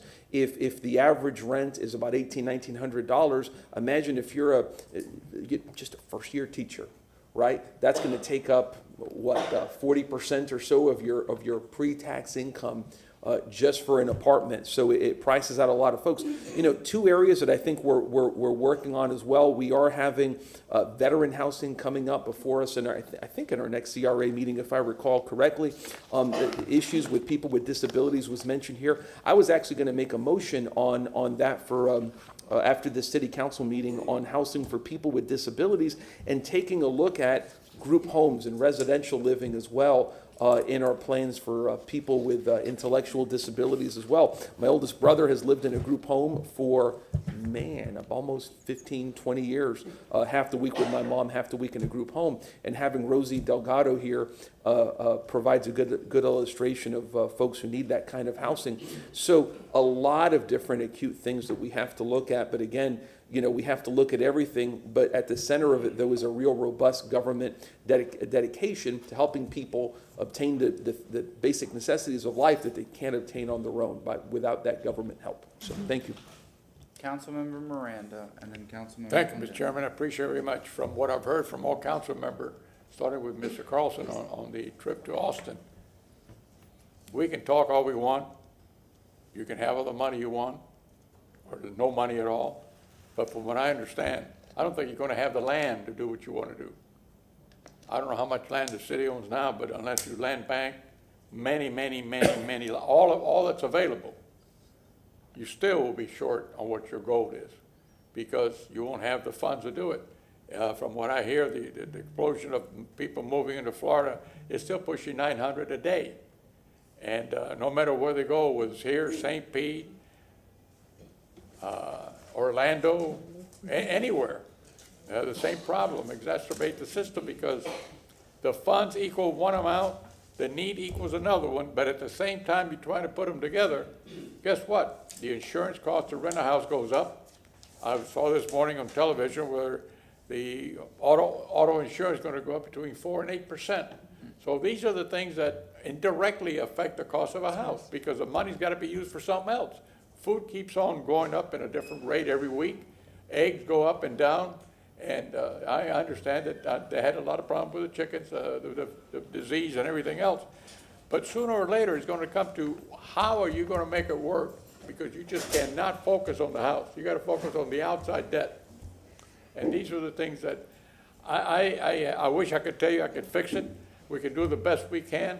But I don't think this city or any city is going to be able in Florida to handle what's coming. Thank you very much, Mr. Chairman. Thank you very much. Councilmember Clendenin. You know, I'm going to kind of echo something that Bill Carlson said and go back into what Charlie Miranda just said. The part of the problem is, you know, we have some of these temporary programs to assist people through difficult times, which is important for a just society to have that. But we also can't give out false hope, and sort of what Charlie Miranda just said, the budget, you know, the needs in the community far exceeds, you know, what we're able to do as a city. And one of the best solutions that we can find, and it's still not a solution for everyone, but I think encouraging home ownership in whatever form that takes is probably one of the most longer term that we can do in the city of Tampa. Some of this other stuff, again, it's more band-aid type approach. I think creating generational wealth through land and home ownership is very important. I'm apprehensive about some of the proposals that I've heard about, you know, kind of diminishing land ownership in some of these programs. That I'm going to look at that with a kind of wary eye as I look at things. So I think that our current free market type of system, you know, can work and in the longer term work for families. But I appreciate that home insurance costs in the state of Florida, and I encourage the legislature to save Tampa families and save people's homes through fixing the insurance crisis that we have in the state of Florida. We're not doing that here in the city of Tampa. It's got to be done up in Tallahassee, and that'll come to go a long way to keeping senior citizens and others in their houses. Thank you. Thank you very much. Anybody else? And I'll wrap it up. Do you have more? I have one more slide. Okay. No, just to say that, you know, we all came off of this campaign and housing was the biggest topic. The biggest topic. You can talk about transportation and all those but housing was the number one thing we heard about. Housing affordability, people that can't afford to live here, people that are being pushed out of communities and their homes. What we're doing is great. We have to just keep on and look at every option that we can. that we can legally do in keeping people in their homes, putting people in housing in the city of Tampa without having to push anybody out. So, yes, ma'am. Thank you. And so my presentation was addressing 2 items. The second, and I think I did them out of order. The one about the tenant advocacy office, we call it the tenant services team. We have extended 2 offers for the tenant services team. And the key objectives for that tenant services team and that office is to connect residents with other departments and outside agencies to help with specific issues, offer referrals that deal with evictions, retaliation, and discrimination, and that's using our Bay Area Legal Services contract that you recently approved or extended the contract for that. Requiring landlords to provide notice to tenants' rights and creating a database with landlords that have vacant units available for rent. And engage with homeless outreach teams to help connect clients to units for permanent and stable housing. And so as we move forward, we're going to continue that office to stand up. It was stood up, like, I think within 24, 48 hours when you guys were hearing a lot from our residents. And so we've transformed that into our tenant services team. It was staffed by temporary employees. And so now getting job descriptions and going through that recruitment process, it will be staffed with 2 from full-time permanent employees. Thank you very much. Councilwoman Hurtak. Yes. I know we're sort of just getting going with this, but the hotline has still been in place. Yeah, so the tenant services team has been functioning. It's just been functioning with temporary staff. And so this is just an update to tell you where we are with the permanent staff. The housing hotline is still open. We are transitioning that phone line. You can leave a message, we'll call you back. Because what was happening is we were staffing the call and the calls weren't coming in. And so we've been monitoring the data and the trends so that we have staff to man the calls. And that typically happened between 4 and 7 p.m., not really during the day. So we've been kind of tweaking as the data came out. So it's still up, it's still running. And the tenant services team, even though we're only reporting full-time employees starting now, that office has been stood up. So what I would really love to see in the next report is something similar to what we just saw with the housing buckets. Because I'm curious about like the number of people we've helped with Bay Area Legal. What kind of money have we, how much money have we expended there already? Like I know we allocated $400,000 to this. What kind of, how much money has been spent, encumbered? The number of people we've helped, and then of course, not just with the notice of tenants' rights, but how do we begin to share this information with the public? Sure. So we'll add that to the report in some kind of metric form. I can get with you offline to talk about what I'd love to see. Sure. With the Bay Area Legal Services contract, you extended that. It was a pilot program. You extended that. We've helped 2 people through that program, and was there anything else? I think that's it. Yeah. Wow. Then we need to get information out about that program. Yeah. Yeah. You get information out, but there's also screening. Like sometimes, if you're being evicted, it depends. Yes. Sure. So we're getting calls, we screen them, and then ultimately they may not end up into a case. But we definitely can talk offline and what you would like to see. And whatever metrics and data we have, we'll be happy to provide in the next quarterly update. Awesome. Because I'm curious how many phone calls we've been getting from Bay Area. We have the data on the phone calls as well, and you'll see like it's just strong decline in the numbers and then the type of calls that we're getting. So we'll bring that. Yeah, absolutely. And I mean, I see housing advocates here that can absolutely help get that information out. I talk to Ms. Lockett a lot. Great, thank you. Yep. Can I just say for 1 second, I just really would like to acknowledge Keon Henderson, our housing manager, that she just sits silently on the side, but she is like a true rock star and is in the trenches and working this data. And we have done a lot of work in the last several months to really go through all of the funding sources that we have to layer them with our priority list. And it's been a huge undertaking, and it's hard to do that when you have all the outcry and need for help and trying to help our citizens and to be strategic and intentional moving forward. So I just really want to thank her, Abby Feely, Elise Drumgo, and Rebecca Johns for really, I mean, we've been working hard at this for the last several months. And it absolutely shows. And I want to thank you again, because this time last year, we didn't have the clarity of data that we have now. And I have no doubt that you have the answers to all of this stuff. You have the data. Yeah, we have it's just a matter of showing it. And so you really should be commended, because this is the beginning. I mean, basically, we started from scratch. We had nothing. Yeah. The city had not done any of this type of work before. And I'm really excited to see what we can do next, but you really can't do anything without the data, so thank you. Can I say just one more thing, because Attorney Johns will hammer me if I don't say this? I'm asking the clerk to record and file the presentation that I provided to you, please. I just don't want to forget, so that the presentation We have is. a motion to receive and file from Councilmember Hurtak, second from Councilmember Clendenin. All in favor? Aye. Sorry, I just didn't want to forget, sorry. Yes, go ahead. One more quick thing. I also mentioned to Nicole, people are talking about zoning and land use, and I think the complicated part of it is in the details of it. If somebody wants to go build multifamily in the heart of Hyde Park, good luck. You're gonna get run out of town. If there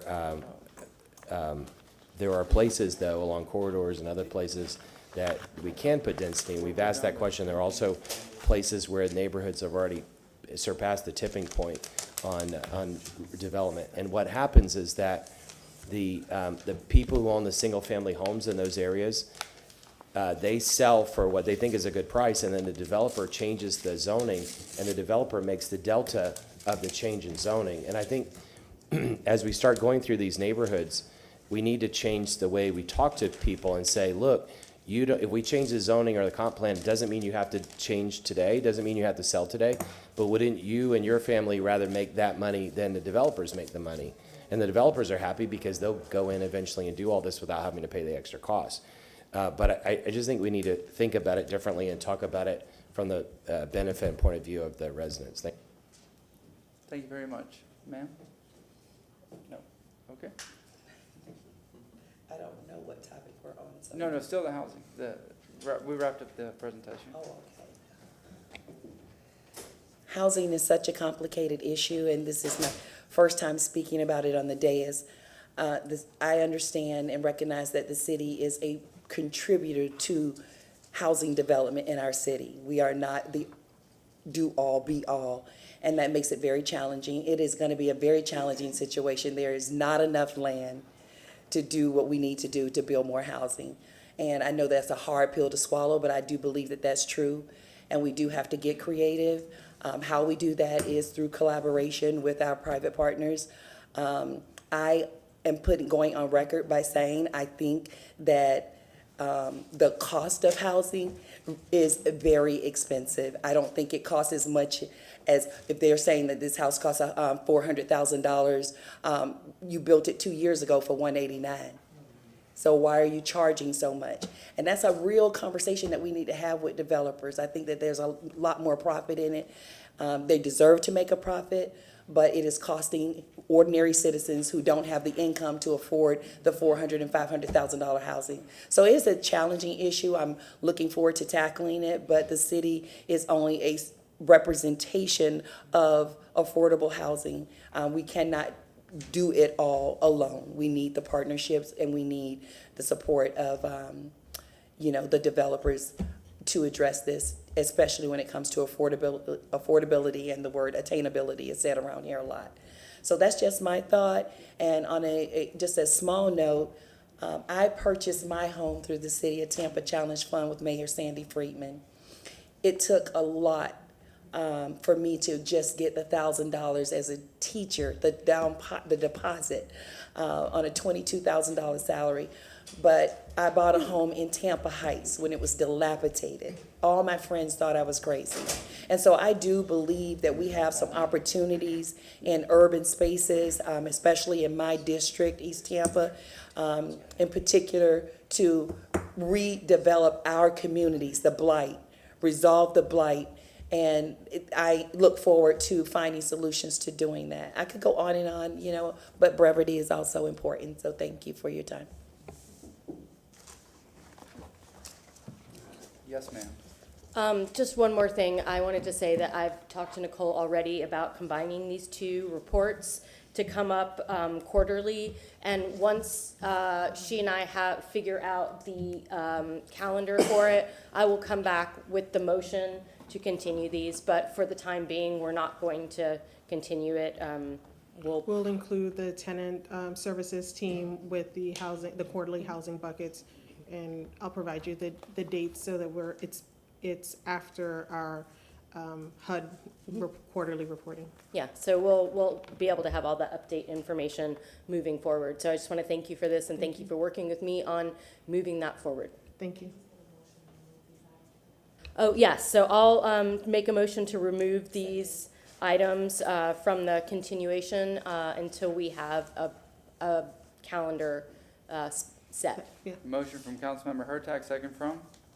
Second from Councilmember Henderson, all in favor? Aye. Is that all? That's it. Thank you very And much. anything from Mr. Perry? I saw him in the room, no? You're good? I'm here for the next one, sir. All right, Mr. Washington, last item on the agenda. All for you. I appreciate it, sir. Yep. Give me a second. And Mr. Perry is here to assist if needed. No, that's it. Oh, yeah, all that, that's okay.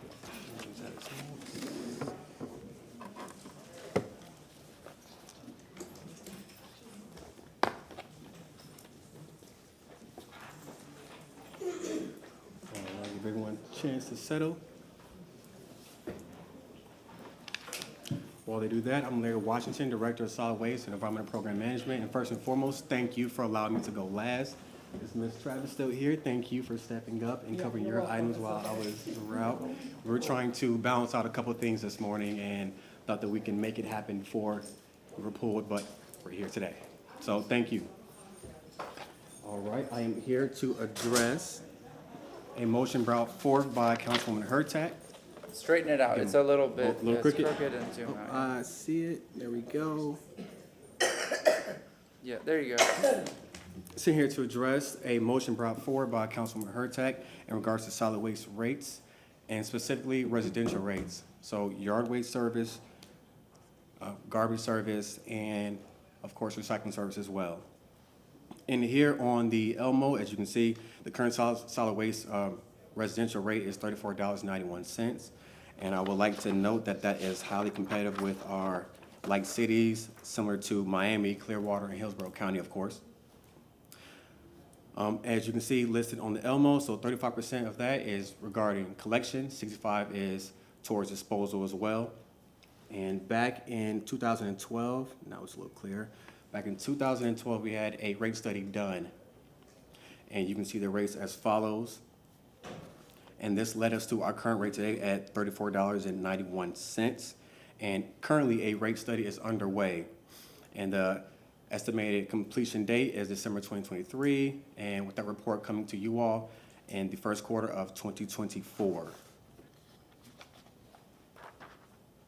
And for those that have recently joined City Council, congratulations as well. I look forward to working with you all. Hopefully you make time to come out to the Solid Waste Department so we can have a quick conversation. I can show you some of the things that the Solid Waste Department is doing outside of your regular everyday duties. But listed here, we have the city observed holidays. This is what stemmed this question that was posed by Councilwoman Hurtak. As you can see, these are all the holidays that are affected by the holiday collection, which was championed at one point in time by our former director, Mr. Wolfalk, and then the former director before him, which was Ms. Brickhouse. And that was brought forth by a study in 2009 that was due to a need to increase efficiencies and decrease overall spending. So since then, this collection method has been set forth, and we have been moving forward with that because ultimately it saves us multiple $1,000s, which I would cover at the very tail end of the presentation. But this type of collection is favored by the union and supported by the union as well. And it is also done by Hillsborough County as well, and some of the like cities that are surrounding our areas in Florida. So we are not the only city that collects waste the following service day. Now, as you can see here, and I respect for your time, I'm trying to get through this quickly as well. So as you can see here, these are the city observed holidays that we do provide next day service for. And the reason why we do this is because of the influx of waste during these times. And I'm sure that you all know that during Thanksgiving, during Christmas and New Year's Day, there is a lot more waste curbside than your regular holidays. This approach, of course, like I just mentioned before, is industry standard and also followed by Hillsborough County. And I would like to note that this practice of discontinuing the residential next day service for other holidays saves ratepayers approximately $625,000 annually. So if we did not do that, then that cost, of course, would move towards our customers. So they would have to foot the bill on the cost. And is there any questions? If not, I can show you the residential breakdown as well while we go through each of your questions, just in case. Councilmember Hurtak. Me too. I don't know that we're ever going to agree on this. But I'm one of the things I thought was very interesting was you said that you showed that 35% of the cost is for just pickup, collection. Yes. That is trucks, that's people, that's all of that. So that's the truck cost, that's people. and Gas cost. Yes. But 65% for disposal. Please explain that to us because that's fascinating. I expected most of the cost to be borne with labor because that's generally the way that works. Understood. So when I was regarding, let me go back to this slide as well so you can see it. When I was referring to the 65% disposal cost, I am referring to the cost that the amount of money that it costs us to dispose of this waste when it reaches our tipping floor. There's a tipping floor fee of $71 for our city. In addition to that, we have the tipping floor that is associated with this as well, which is Hillsborough County, which they have fees of $85, which is another reason why we need to go back and have a rate review to see if we are truly competitive as well and make sure that our rates are truly ensuring that we can continue to provide this world-class service that we do. So we charge ourselves? So essentially to maintain the waste energy facility and to go back, and now since we operate our waste energy facility as well, it may cost us more money. So we always have to account for that since we are an enterprise fund. Ah, okay, Yes. for the enterprise fund. And then moving forward to the calendar. We had this discussion, I think it was yesterday or maybe it was Tuesday, about the costs for people, specifically those people, if you show the calendar again. Just calendar. The Monday costs. No, the other one. Oh. The holiday one that doesn't got get it. picked up every time. Yes, ma'am. And this is where I hear from residents, and this is where we talked about even myself as a gardener who always has, trash cans full of yard waste, and because I can't deposit it on Monday, I have to hold it till the next Monday, and how people are doing that with their garbage. They have to hold it or they have to hold their recycling. And that's the issue that people have, is we have to hold on to it until the next cycle. So this is what I hear. I hear clearly, and I have, even before I was on council, the complaints from those people who have Monday pickup that and you say that we're getting the same amount, but I'm telling you, and I don't know how to get this through to people, that they are not receiving the same level of service that others are. And so you're saying that by not having these services, we're saving the taxpayers $625,000. Correct? Yes. So, but these I'm writing people down are your questions as well. still paying the same amount as everyone else. So we're saving $625,000 on the backs of people who are not receiving services. Can you explain, when you're referring to people who are not receiving services, can you explain exactly who you're referring to? Is it, So the Monday people who don't get garbage, recycling, and trash pickup, or yard trash pickup on four times a year. And the Friday people who don't get it twice a year. And then the Tuesday people who won't get it once. So just, again, the whole economy, what I had wanted was not just the rate, but what it costs to pick up each of those things if we were gonna divide it out. Because say there are 200 collections throughout a year. Like each property gets touched 200 times. Whether or not they use the service, they're passed 200 times a year. And what we're saying is that actually, I'm sorry, it's 100 times a year because it's 52 times.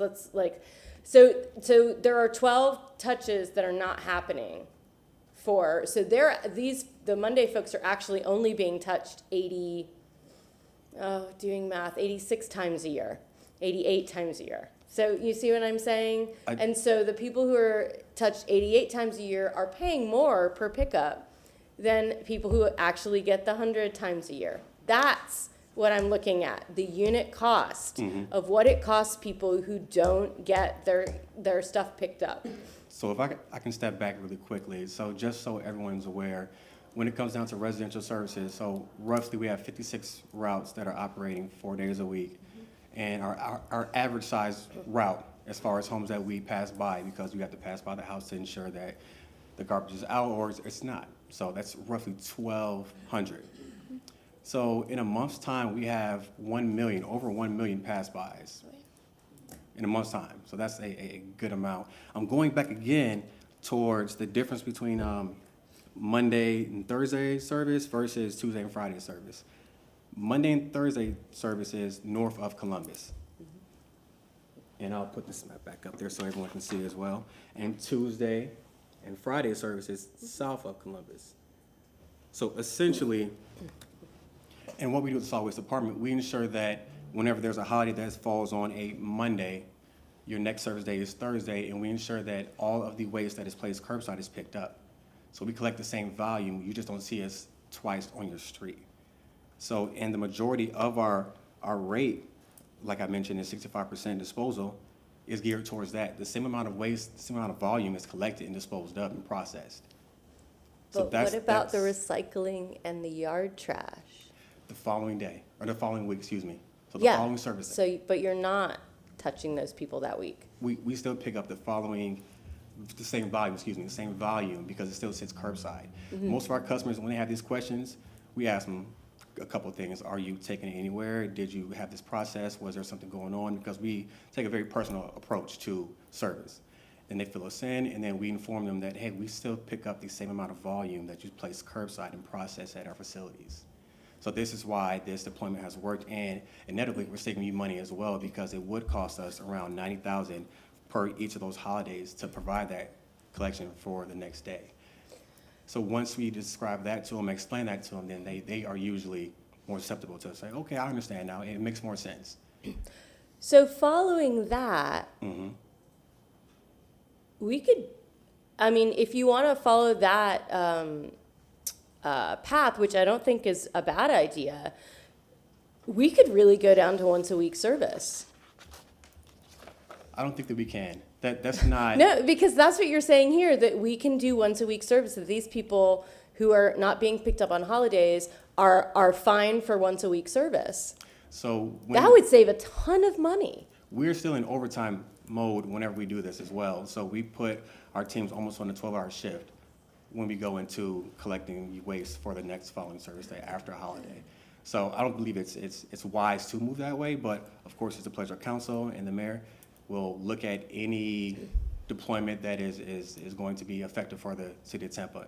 And to let you know as well, we have a master plan update. Our last master plan was provided in 2018. So now, given the age of COVID and the things that we are faced with now, the procurement costs, we have requested an additional update to our master plan, and we can definitely look into that.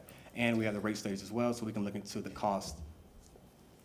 I would love to know the cost of only getting once a week garbage pickup? Just curiously, because if that's what you're basically saying, that holidays are counted as once a week garbage pickup.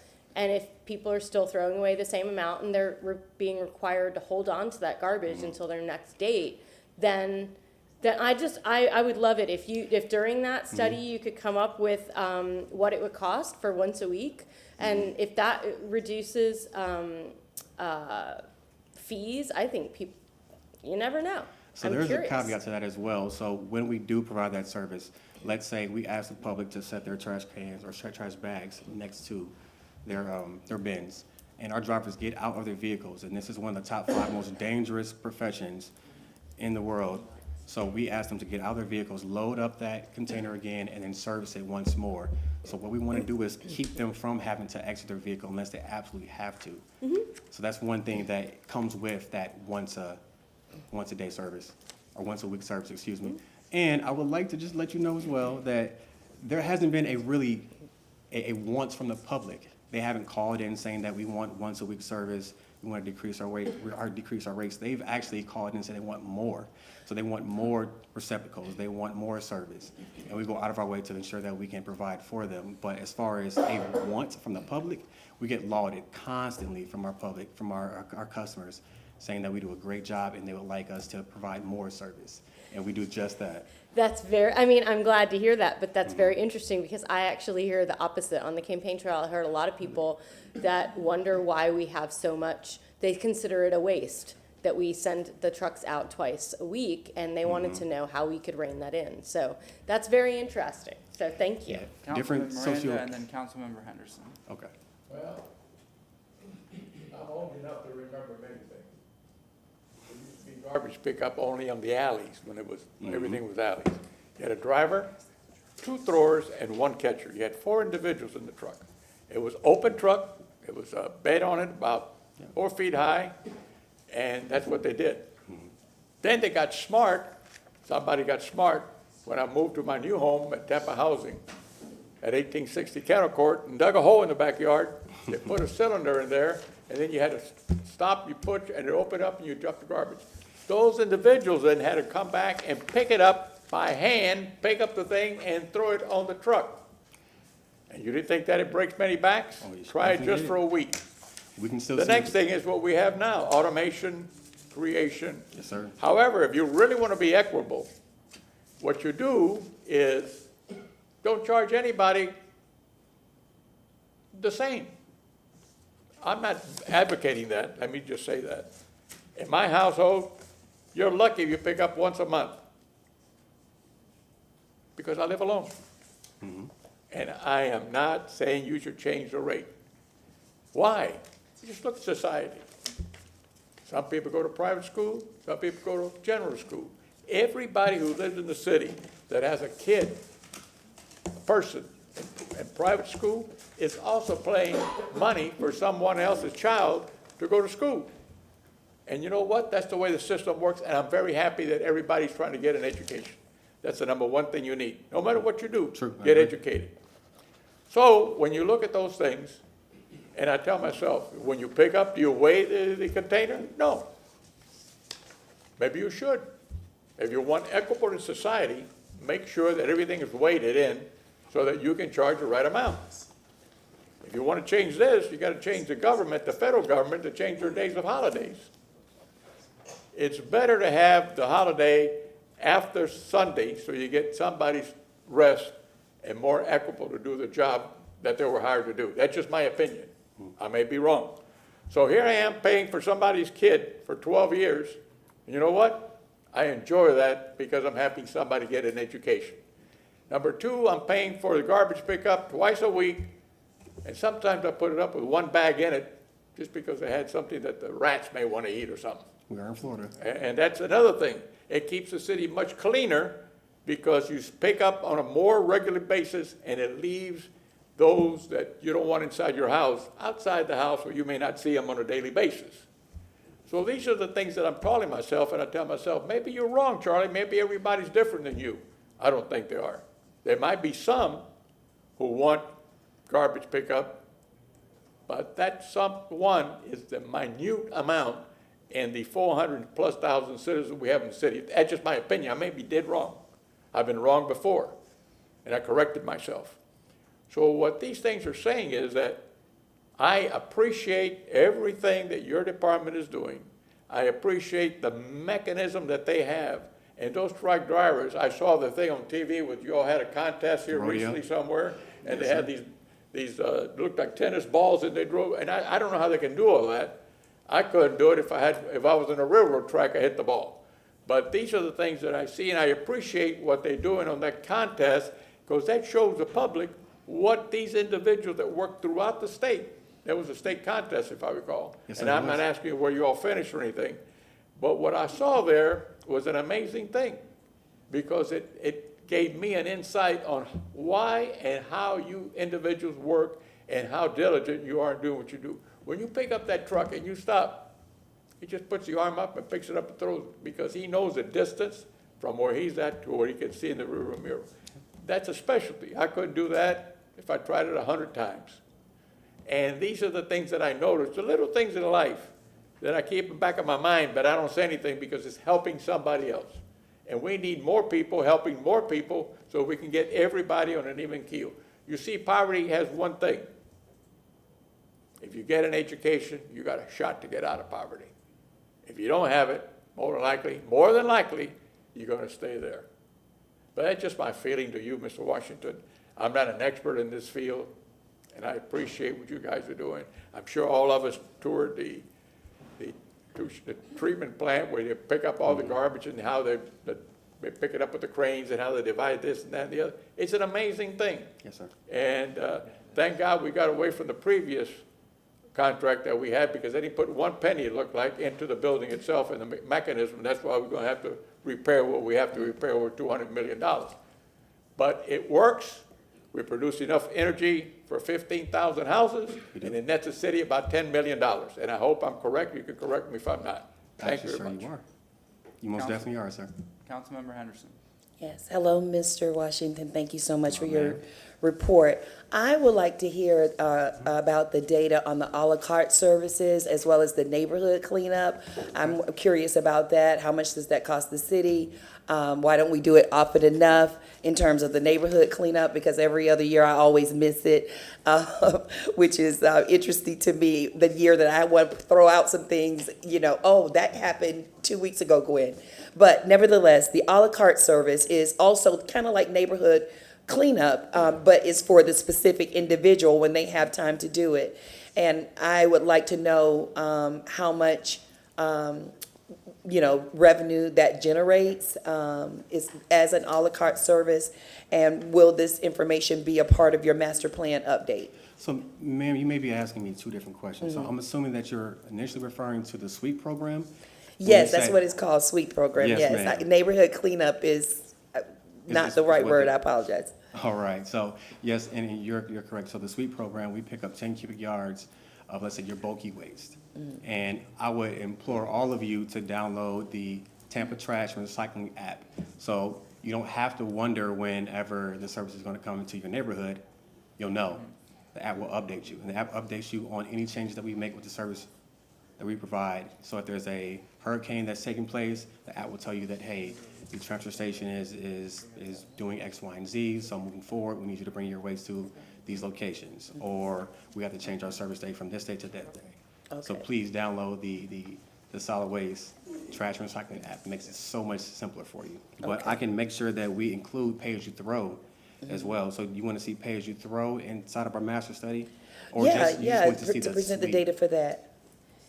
Because pay-as-you-throw service may be similar to what Councilwoman Hurtak is mentioning, as far as you have different cans and, let's say, 35, 65, and 95, and you're only allotted that amount of waste for your household. And if you want No, to I'm talking upgrade- about when you want to throw Okay. trash away on your own, lots of, what you throwing out old mattresses, whatever the case may be, and you call for an individual service. Okay. Perfect. How much revenue does that generate? Is that overtime cost involved in that? I'm just curious about that, and, what's going to be presented in your master plan. Okay. And the results of the study will be a part of the master plan, I'm I will taking? ensure that is included as well. And just so everyone is aware, we made adjustments last year to our suite program. Initially, there was a 4 cubic yard minimum. Now there is no minimum at all. So you can set out a 1 cubic yard, let's say, and then we'll pick it up for $16.44. So to make it more, just make it easier on the residents as well if they have just one thing they want to get rid of and they don't have the ability to make it to our transfer station. Thank you I'll so include that. much. Thank you very much. Anybody else?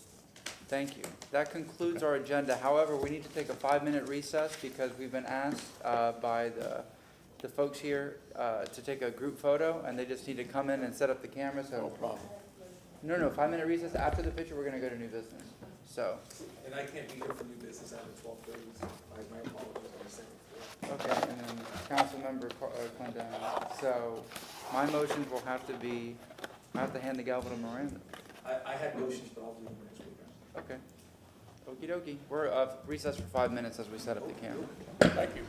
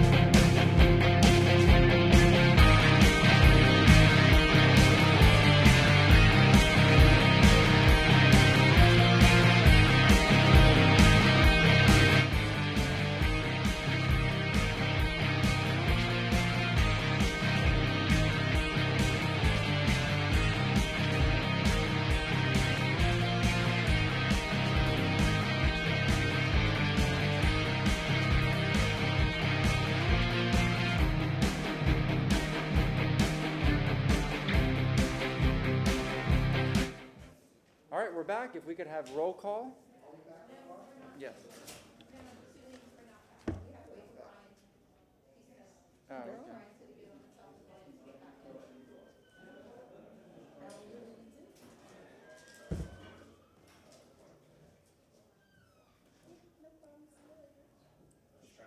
He's got to meet with the principal. That's what I call it. One of the principal's office. The dean's office. That's how I feel. I go over there and just like, okay, I'm sorry. Okay, you're ready. We're good? All right.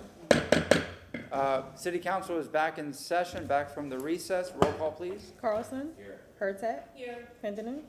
Henderson. Present. Vieira. Miranda. Here. And Maniscalco. Here. We have a physical quorum. All right, we're at new business. Councilman Carlson, do you have anything? No, thank you. Councilmember Hurtak. Yes, I'd like it to make a motion to have city staff, Nelson Construction, and FDOT appear on May 18th, 2023 to give an update on the Southeast Seminole Heights Pipes Project, particularly the final paving of Florida Avenue, East Caracas, and Central Avenue south of Hillsborough. We have a motion from Councilmember Hurtak and a second from Councilmember Henderson. Yes, second. All in favor? Aye. And any opposed? Anything else? No, that's it. Thank you. Councilmember Henderson. Yes, I would like to make a motion to schedule the appearance of the AECOM Consultants for Parks and Recreation Master Plan on May 18th, 2023, regular session. We have a motion from Councilmember. Under staff reports. Under staff reports. We have a motion from Councilmember Henderson. Do we have a second? Second from Councilmember Carlson. All in favor? Aye. Aye. Any opposed? Anything else? Councilmember Miranda? I had one here, but I misplaced it somewhere, but I'm going to go by memory. I believe that the Finance Department got another award for the 34th year in a row doing the financial operation that is verified by many agencies, and I'd like for them to receive the commendation on May the 18th at the regular council meeting. We have a motion from Councilmember Miranda. Do we have a second? Second. Second from Councilmember Henderson. All in favor? Aye. Any opposed? Anything else, sir?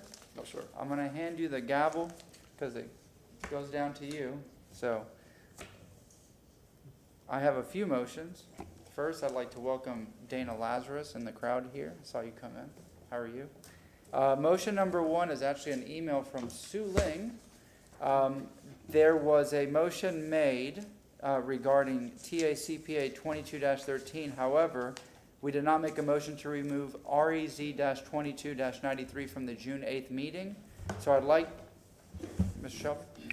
I have a question about that. Yes, sir. On what basis is it, I think was that it a note, was that, the REZ is a quasi-judicial notice public meeting? Yes. So I'm curious as to why that's being done. Because I think it was in collaboration with CPA 22-13. Correct. So that item was removed from the agenda in February. Yes, The plan. yes. So staff is requesting that REZ 22-93 be removed from June 8th because it is being heard next week. Now I'm very confused.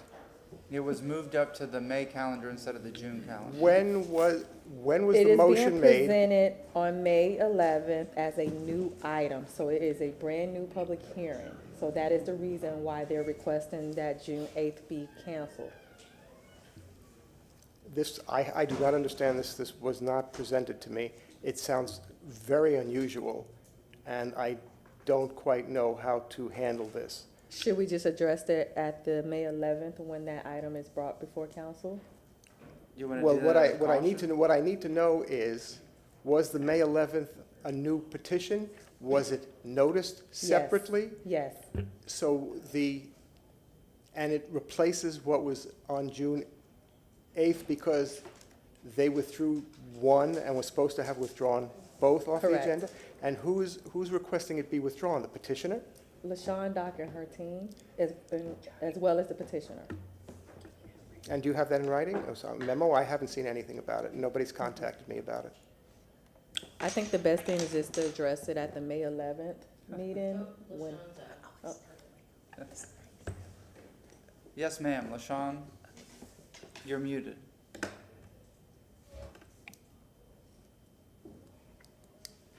Oh, sorry. Thank you so much, Council. LaShawn Dock, Development Coordination. And Council, that is correct. This item was originally continued to the June hearing. And between that time, the applicant withdrew their comprehensive plan amendment application and then completed notice again to the public and was scheduled for City Council for May 11th. So they no longer need to remain on the June agenda. Is it two separate applications?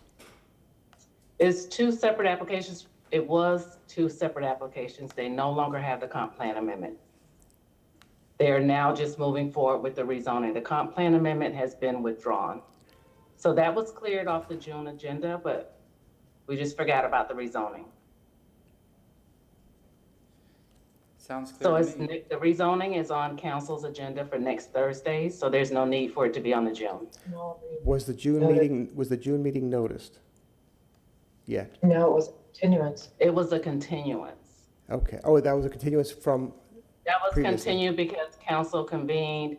The comp plan amendment was remanded back to the planning commission, and the rezoning was on that same night. And that night, it was decided to continue the rezoning to June. After that hearing, the applicant then withdrew their comprehensive plan amendment request. So And we then have, they we have two, provided we have two applications for the same property currently pending? No, the comprehensive plan amendment is withdrawn. And There's only a rezoning. The rezoning, I'm sorry, Abby Feely, I'm here also. The rezoning was amended in order to reduce the density to be consistent with the allowable land use and is now being requested for hearing. which was already noticed for next week. Is that correct? Yes. Yes. It's been properly noticed, yes. Okay. Thank you. Appreciate that. Thank you. So, Thank you, council. Is it clear, sir? I can make this motion? I mean, I've understood it. I've understood it too, but it's very unusual and in terms of process, to have something like that happen. So I'm just curious about it. I'm out of the loop on it. So what I'll Would do you is. like to wait until No. next Thursday just to be safe? No, I'll rely on the staff's representations that this is the process, and please make the motion. All And right. if there's any concerns, we'll be able to address them next week. All right, so I make a motion to remove REZ-22-93 from the June 8th meeting. Have a motion by Mr. Maniscalco, seconded by Ms. Henderson. Henderson. All in favor of the motion, please signify by saying aye. Aye. Opposed, nay. The ayes have unanimously. Thank you very much. My next motion is, I'd like to request that the CRB Chair and the TPD Coordinator present the 2022 Annual CRB Report at the May 18th regular session for a time certain of 9 a.m. under presentations. Have a motion by Mr. Maniscalco, seconded by Mr. Carlson. All in favor of the motion, please signify by saying aye. Aye. Opposed, nay. The ayes have unanimously. All right, I have a resolution here, and this resolution is for the appointments to the Citizens Advisory Budget and Finance Committee. I'd just like to move the resolution. Have a motion by Mr. Maniscalco to move the resolution, seconded by Mr. Carlson. Any further discussion? In favor of the motion, please signify by saying aye. Aye. Opposed, nay. The ayes have unanimously. Thank you. I'd like to make a motion to present Martha Vila with a commendation off-site at the Vila Brothers Park ribbon cutting ceremony that will take place on May 29th, 2023. A motion by Mr. Maniscalco, Councilmember Maniscalco, seconded by Ms. Henderson. Further discussion on the motion? In favor of the motion, please signify by saying aye. Aye. Opposed, nay. The ayes have it unanimously. Then I'd like to make a motion, I would like to request that Whit Reamer, it doesn't have to be in person, it can be a written memo, written report regarding the stormwater manual and green technology. Moving forward, because we have so many stormwater projects, are we contracting with people that are embracing green technology? What are we doing? Are we being as efficient as possible? Again, that would be for July 13th. Under staff reports, does not have to be in person and can be a written report. A motion by Councilmember Maniscalco, seconded by Mr. Carlson. All in favor of the motion, please signify by saying aye. Opposed, nay. The ayes have unanimously. And then lastly, I would like to congratulate J.C. Hutchinson, Chief Building Officer from Construction Services, on receiving the 2022 Emory Rogers Leadership Building Safety Fellowship. I have a motion by Councilmember Maniscalco, seconded by Mr. Carlson, on the closed vote with Ms. Hartack. All in favor of the motion, please signify by saying aye. Aye. Opposed, nay. The ayes have unanimously. All right, can I get a motion to receive and Motion file? to receive and file all documents. There you go. Motion Second. from Councilmember Henderson, second from Councilmember Carlson. All in favor? Aye. Aye. We are adjourned. Thank you.